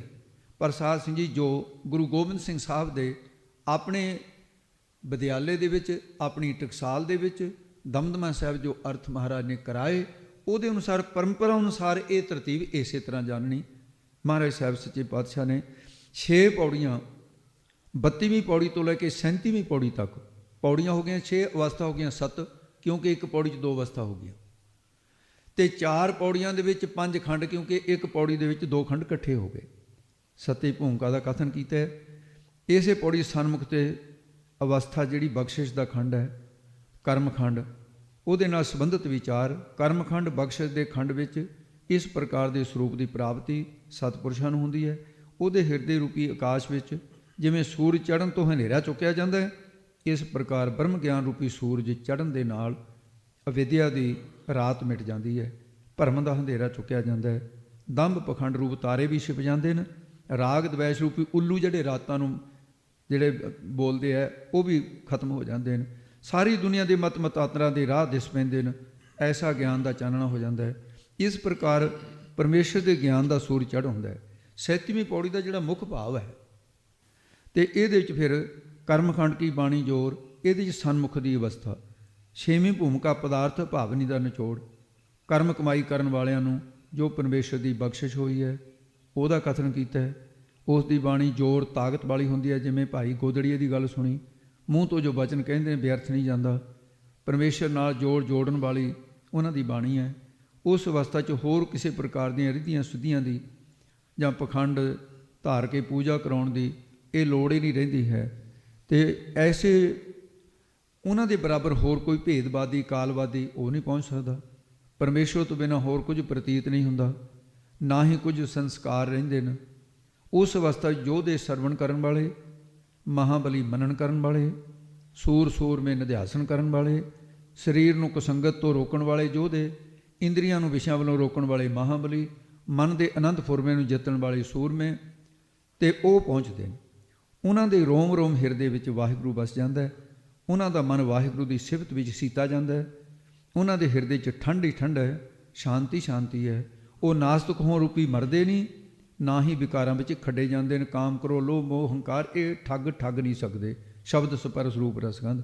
ਉਹ ਬਖਸ਼ੇ ਵਾਲੇ ਖੰਡ ਵਿੱਚ ਕਿੰਨੇ ਹੀ ਲੋਕਾਂ ਦੇ ਪ੍ਰਕਾਸ਼ ਵਾਲੇ ਭਗਤ, ਕਿੰਨੇ ਹੀ ਲੋਕਾਂ ਦੇ, ਕੋਈ ਇੱਕ ਲੋਕ ਨਹੀਂ ਹੈ, ਕੋਈ ਕਿਸੇ ਲੋਕ ਤੋਂ ਭਗਤ ਆ ਕੇ ਸੱਚਖੰਡ ਵਸਿਆ, ਕੋਈ ਕਿਸੇ ਲੋਕ ਤੋਂ। ਉਹ ਮਨ 'ਚ ਸੱਚਾ ਆਨੰਦ ਮਾਣਦੇ ਨੇ। ਇੱਥੋਂ ਤੱਕ ਸਨਮੁਖ ਦੀ ਅਵਸਥਾ ਕਹੀ ਹੈ। ਸੱਚਖੰਡ ਵਸੇ ਨਿਰੰਕਾਰ, ਇਹ ਗੁਰਮੁਖ ਦੀ ਅਵਸਥਾ। 7ਵੀਂ ਭੂਮਿਕਾ ਤੁਰੀਆ ਦਾ ਕਥਨ ਹੈ। ਉਹਨਾਂ ਨੂੰ ਪਰਮਾਤਮਾ ਦੇ ਸਰੂਪ ਦੀ ਸਖਿਆਤਾਕਾਰ ਹੋ ਜਾਂਦੀ ਹੈ। ਜਿਵੇਂ ਹੱਥ 'ਤੇ ਹੱਥ ਧਰ ਕੇ ਵੇਖ ਲਈਦਾ, ਉਵੇਂ ਪਰਮੇਸ਼ਰ ਦੇ ਸਰੂਪ ਨੂੰ ਵੇਖ ਕੇ ਨਿਹਾਲ ਹੋ ਜਾਂਦੇ ਨੇ। ਉਹ ਅਵਸਥਾ ਵਿੱਚ ਖੰਡਾਂ ਬ੍ਰਹਮੰਡਾਂ ਦੀ ਗਿਆਤ ਵੀ ਹੋ ਜਾਂਦੀ ਹੈ। ਉਹਨਾਂ ਦੀ ਐਸੀ ਦਿਵ ਦ੍ਰਿਸ਼ਟੀ ਜਾਗ ਪੈਂਦੀ ਹੈ, ਜੇ ਉਹਨਾਂ ਦੀ ਕੋਈ ਕਥਨ ਕਰਨਾ ਚਾਹੇ ਅਵਸਥਾ ਨੂੰ ਕਰ ਨਹੀਂ ਸਕਦਾ। ਉੱਥੇ ਭਗਤਾਂ ਦੇ ਪ੍ਰਕਾਸ਼ ਹੀ ਪ੍ਰਕਾਸ਼ ਵਾਲੇ ਸਰੂਪ ਹਨ। ਸੂਖਮ ਅਸਤੂਲ ਕਾਰਨ ਦੇਹਾਂ ਨਹੀਂ ਹਨ। ਉੱਥੇ ਸਰਗੁਣ ਸਰੂਪ ਨੂੰ ਵੇਖ ਕੇ ਆਨੰਦ ਪ੍ਰਸੰਨ ਰਹਿੰਦੇ ਹੈ, ਤੇ ਨਿਰਗੁਣ ਸਰੂਪ ਦੀ ਵਿਚਾਰ ਕਰਦੇ ਰਹਿੰਦੇ ਨੇ। ਉਹ ਅਵਸਥਾ ਦਾ ਕਥਨ ਕਰਨਾ ਬਹੁਤ ਔਖਾ ਹੈ। ਜਿਵੇਂ ਸਾਰ ਲੋਹੇ ਦੇ ਸ਼ਸਤਰ ਘਟਣੇ ਔਖੇ ਨੇ, ਜਾਂ ਉਹ ਲੋਹਾ ਬਣਾਉਣਾ ਔਖਾ ਹੈ, ਤੇ ਸੁਨਿਆਰੇ ਨੂੰ ਗਹਿਣੇ ਘਟਣੇ ਔਖੇ ਨੇ ਸੋਨੇ ਦੇ। ਇਸੇ ਪ੍ਰਕਾਰ ਉਹਨਾਂ ਦੀ ਅਵਸਥਾ ਕਥਨ ਕਰਨੀ ਔਖੀ ਹੈ। ਇੱਥੋਂ ਤੱਕ ਸਤਿਗੁਰੂ ਜੀ ਨੇ 5 ਖੰਡਾਂ ਦੀ ਵਿਆਖਿਆ ਕੀਤੀ ਹੈ। ਤੇ ਗੁਰੂ ਸਾਹਿਬ ਜੀ ਦੀ ਮਹਾਨ ਕਿਰਪਾ ਜਪਜੀ ਸਾਹਿਬ ਦੇ ਵਿੱਚ 32ਵੀਂ ਪੌੜੀ ਤੇ 1-2 ਜੀਭੋਂ ਲੱਖ ਹੋਏ। ਪਹਿਲੀ ਭੂਮਿਕਾ ਸੁਭ ਇੱਛਾ। 33ਵੀਂ ਪੌੜੀ ਆਖਣ ਜੋਰ, ਇਹਦੇ 'ਚ ਦੂਸਰੀ ਭੂਮਿਕਾ ਸੋ ਵਿਚਾਰਨਾ। 34ਵੀਂ ਪੌੜੀ ਰਾਤੀ ਰੁਤੀ ਦੀ ਜਿਹੜੀ ਥਿੱਤੀ ਵਾਰ, ਇਹਦੇ 'ਚ ਤਨੂ ਮਾਨਸਾ ਤੀਜੀ ਭੂਮਿਕਾ ਦਾ ਵਰਣਨ ਕੀਤਾ ਗਿਆ ਹੈ। ਤੇ 35ਵੀਂ ਪੌੜੀ ਦੇ ਧਰਮਖੰਡ ਦਾ ਵਿਚਾਰ ਤੇ ਚੌਥੀ ਭੂਮਿਕਾ ਸਤੂਆ ਪਾਦਕ ਦਾ ਵਿਚਾਰ, ਸਤਸੰਗੀ ਦੀ ਅਵਸਥਾ ਹੈ। 36ਵੀਂ ਪੌੜੀ ਵਿੱਚ ਗਿਆਨ ਖੰਡ ਮੈਂ ਹੈ ਤੇ ਇਹਦੇ 'ਚ 5ਵੀਂ ਭੂਮਿਕਾ ਅਸੁਨ ਸਖਤ ਤੇ 5ਵੀਂ ਅਵਸਥਾ ਜਿਹੜੀ ਸੇਵਕ ਦੀ ਹੈ, ਸਰਮਖੰਡ ਦੀ ਬਾਣੀ, ਉਹਦਾ ਸਿੱਖ ਦੀ ਅਵਸਥਾ ਦਾ ਕਥਨ ਕੀਤਾ ਹੈ। 37ਵੀਂ ਪੌੜੀ ਦੇ ਕਰਮਖੰਡ ਕੀ, ਇਹਦੇ ਵਿੱਚ 6ਵੀਂ ਭੂਮਿਕਾ ਪਦਾਰਥ ਭਾਵਨੀ, ਇਹਦੇ ਵਿੱਚ ਸਨਮੁਖ ਦੀ ਅਵਸਥਾ ਕਹੀ ਹੈ। ਇਸੇ ਪੌੜੀ ਵਿੱਚ ਅਗਲੀਆਂ ਤੁਕਾਂ ਸੱਚਖੰਡ ਵਸੈ ਨਿਰੰਕਾਰ, ਇਸ ਤੋਂ ਗੁਰਮੁਖ ਦੀ ਅਵਸਥਾ ਤੁਰਿਆ ਕਹੀ ਹੈ। ਹੁਣ ਇਸ ਤੋਂ ਅੱਗੇ ਜਿਹੜੀ 38ਵੀਂ ਪੌੜੀ ਕੱਲ੍ਹ ਨੂੰ ਆਏਗੀ ਨਾ, ਜਤ ਪਹਾਰੇ ਵਾਲੀ, ਇਹਦੇ 'ਚ ਗੁਰਮੁਖ ਪਿਆਰੇ ਸਤਿਗੁਰੂ ਜੀ ਦੀ ਆਪਣੀ ਅਵਸਥਾ ਤਰੀਕੇ ਨਾਲ ਕਥਨ ਕੀਤੀ ਹੈ। ਨਾਨਕ ਨਦਰੀ ਨਦਰ ਨਿਹਾਲ ਵਿੱਚ ਤੁਰਿਆ ਅਤੀਤ ਸਤਿਗੁਰਾਂ ਦੀ ਆਪਣੀ ਅਵਸਥਾ ਦਾ ਕਥਨ ਹੋਏਗਾ। ਇਸ ਪ੍ਰਕਾਰ ਸਤਿਗੁਰੂ ਮਹਾਰਾਜ ਸਾਹਿਬ ਜੀ ਰਹਿਮਤ ਕਰਨ ਤੇ ਉਹਨਾਂ 1-2 ਜੀਭੋਂ ਤੋਂ ਜਪਜੀ ਸਾਹਿਬ ਦੀ ਇੱਥੇ ਇਹ ਅਵਸਥਾ ਜਿਹੜੀਆਂ 7 ਅਵਸਥਾ ਭੂਮਿਕਾ ਮੰਜ਼ਲਾਂ ਕਹੀਆਂ ਹਨ। 38ਵੀਂ ਪੌੜੀ 'ਚ ਬ੍ਰਹਮ ਗਿਆਨ ਦੀ ਪ੍ਰਾਪਤੀ ਦੀ ਸਮੱਗਰੀ ਕਹਿਣਗੇ, ਜੀਵਨ ਮੁਕਤੀ ਦੀ ਪ੍ਰਾਪਤੀ ਦਾ ਸਾਧਨ ਵੀ ਕਹਿਣਗੇ। ਉਹ ਹੁਣ ਵਿਚਾਰ ਕੱਲ੍ਹ ਆਏਗੀ। ਇਸ ਪੌੜੀ ਦੇ ਅੰਦਰ ਮਹਾਰਾਜ ਸਾਹਿਬ ਨੇ 194 ਅੱਖਰ ਵਰਤੇ ਨੇ ਇਸ ਬ੍ਰਹਮ ਗਿਆਨ ਵਾਸਤੇ। ਸਤਿਗੁਰੂ ਮਹਾਰਾਜ ਸਾਹਿਬ ਜੀ ਭੁੱਲਾਂ ਚੁੱਕਾਂ ਦੀ ਸੁਣਨ ਵਾਲਿਆਂ ਪੜ੍ਹਨ ਵਾਲਿਆਂ ਸਾਰਿਆਂ ਦੇ ਸਤਿਗੁਰੂ ਜੀ ਭਲਾ ਕਰਨ, ਇਹ ਗਿਆਨ ਸਮਝ ਆਵੇ ਤਾਂ ਕਿ ਕਿਰਤ ਹੋਈਏ। ਆਓ ਜੀ ਹੁਣ ਇੱਥੇ ਸਮਾਪਤੀ ਹੈ। ਵੇਖੈ ਵਿਕਸੈ ਕਰ ਵਿਚਾਰ, ਨਾਨਕ ਕਥਨਾ ਕਰੜਾ ਸਾਰ। ਵਾਹਿਗੁਰੂ ਜੀ ਕਾ ਖਾਲਸਾ, ਵਾਹਿਗੁਰੂ ਜੀ ਕੀ ਫਤਿਹ।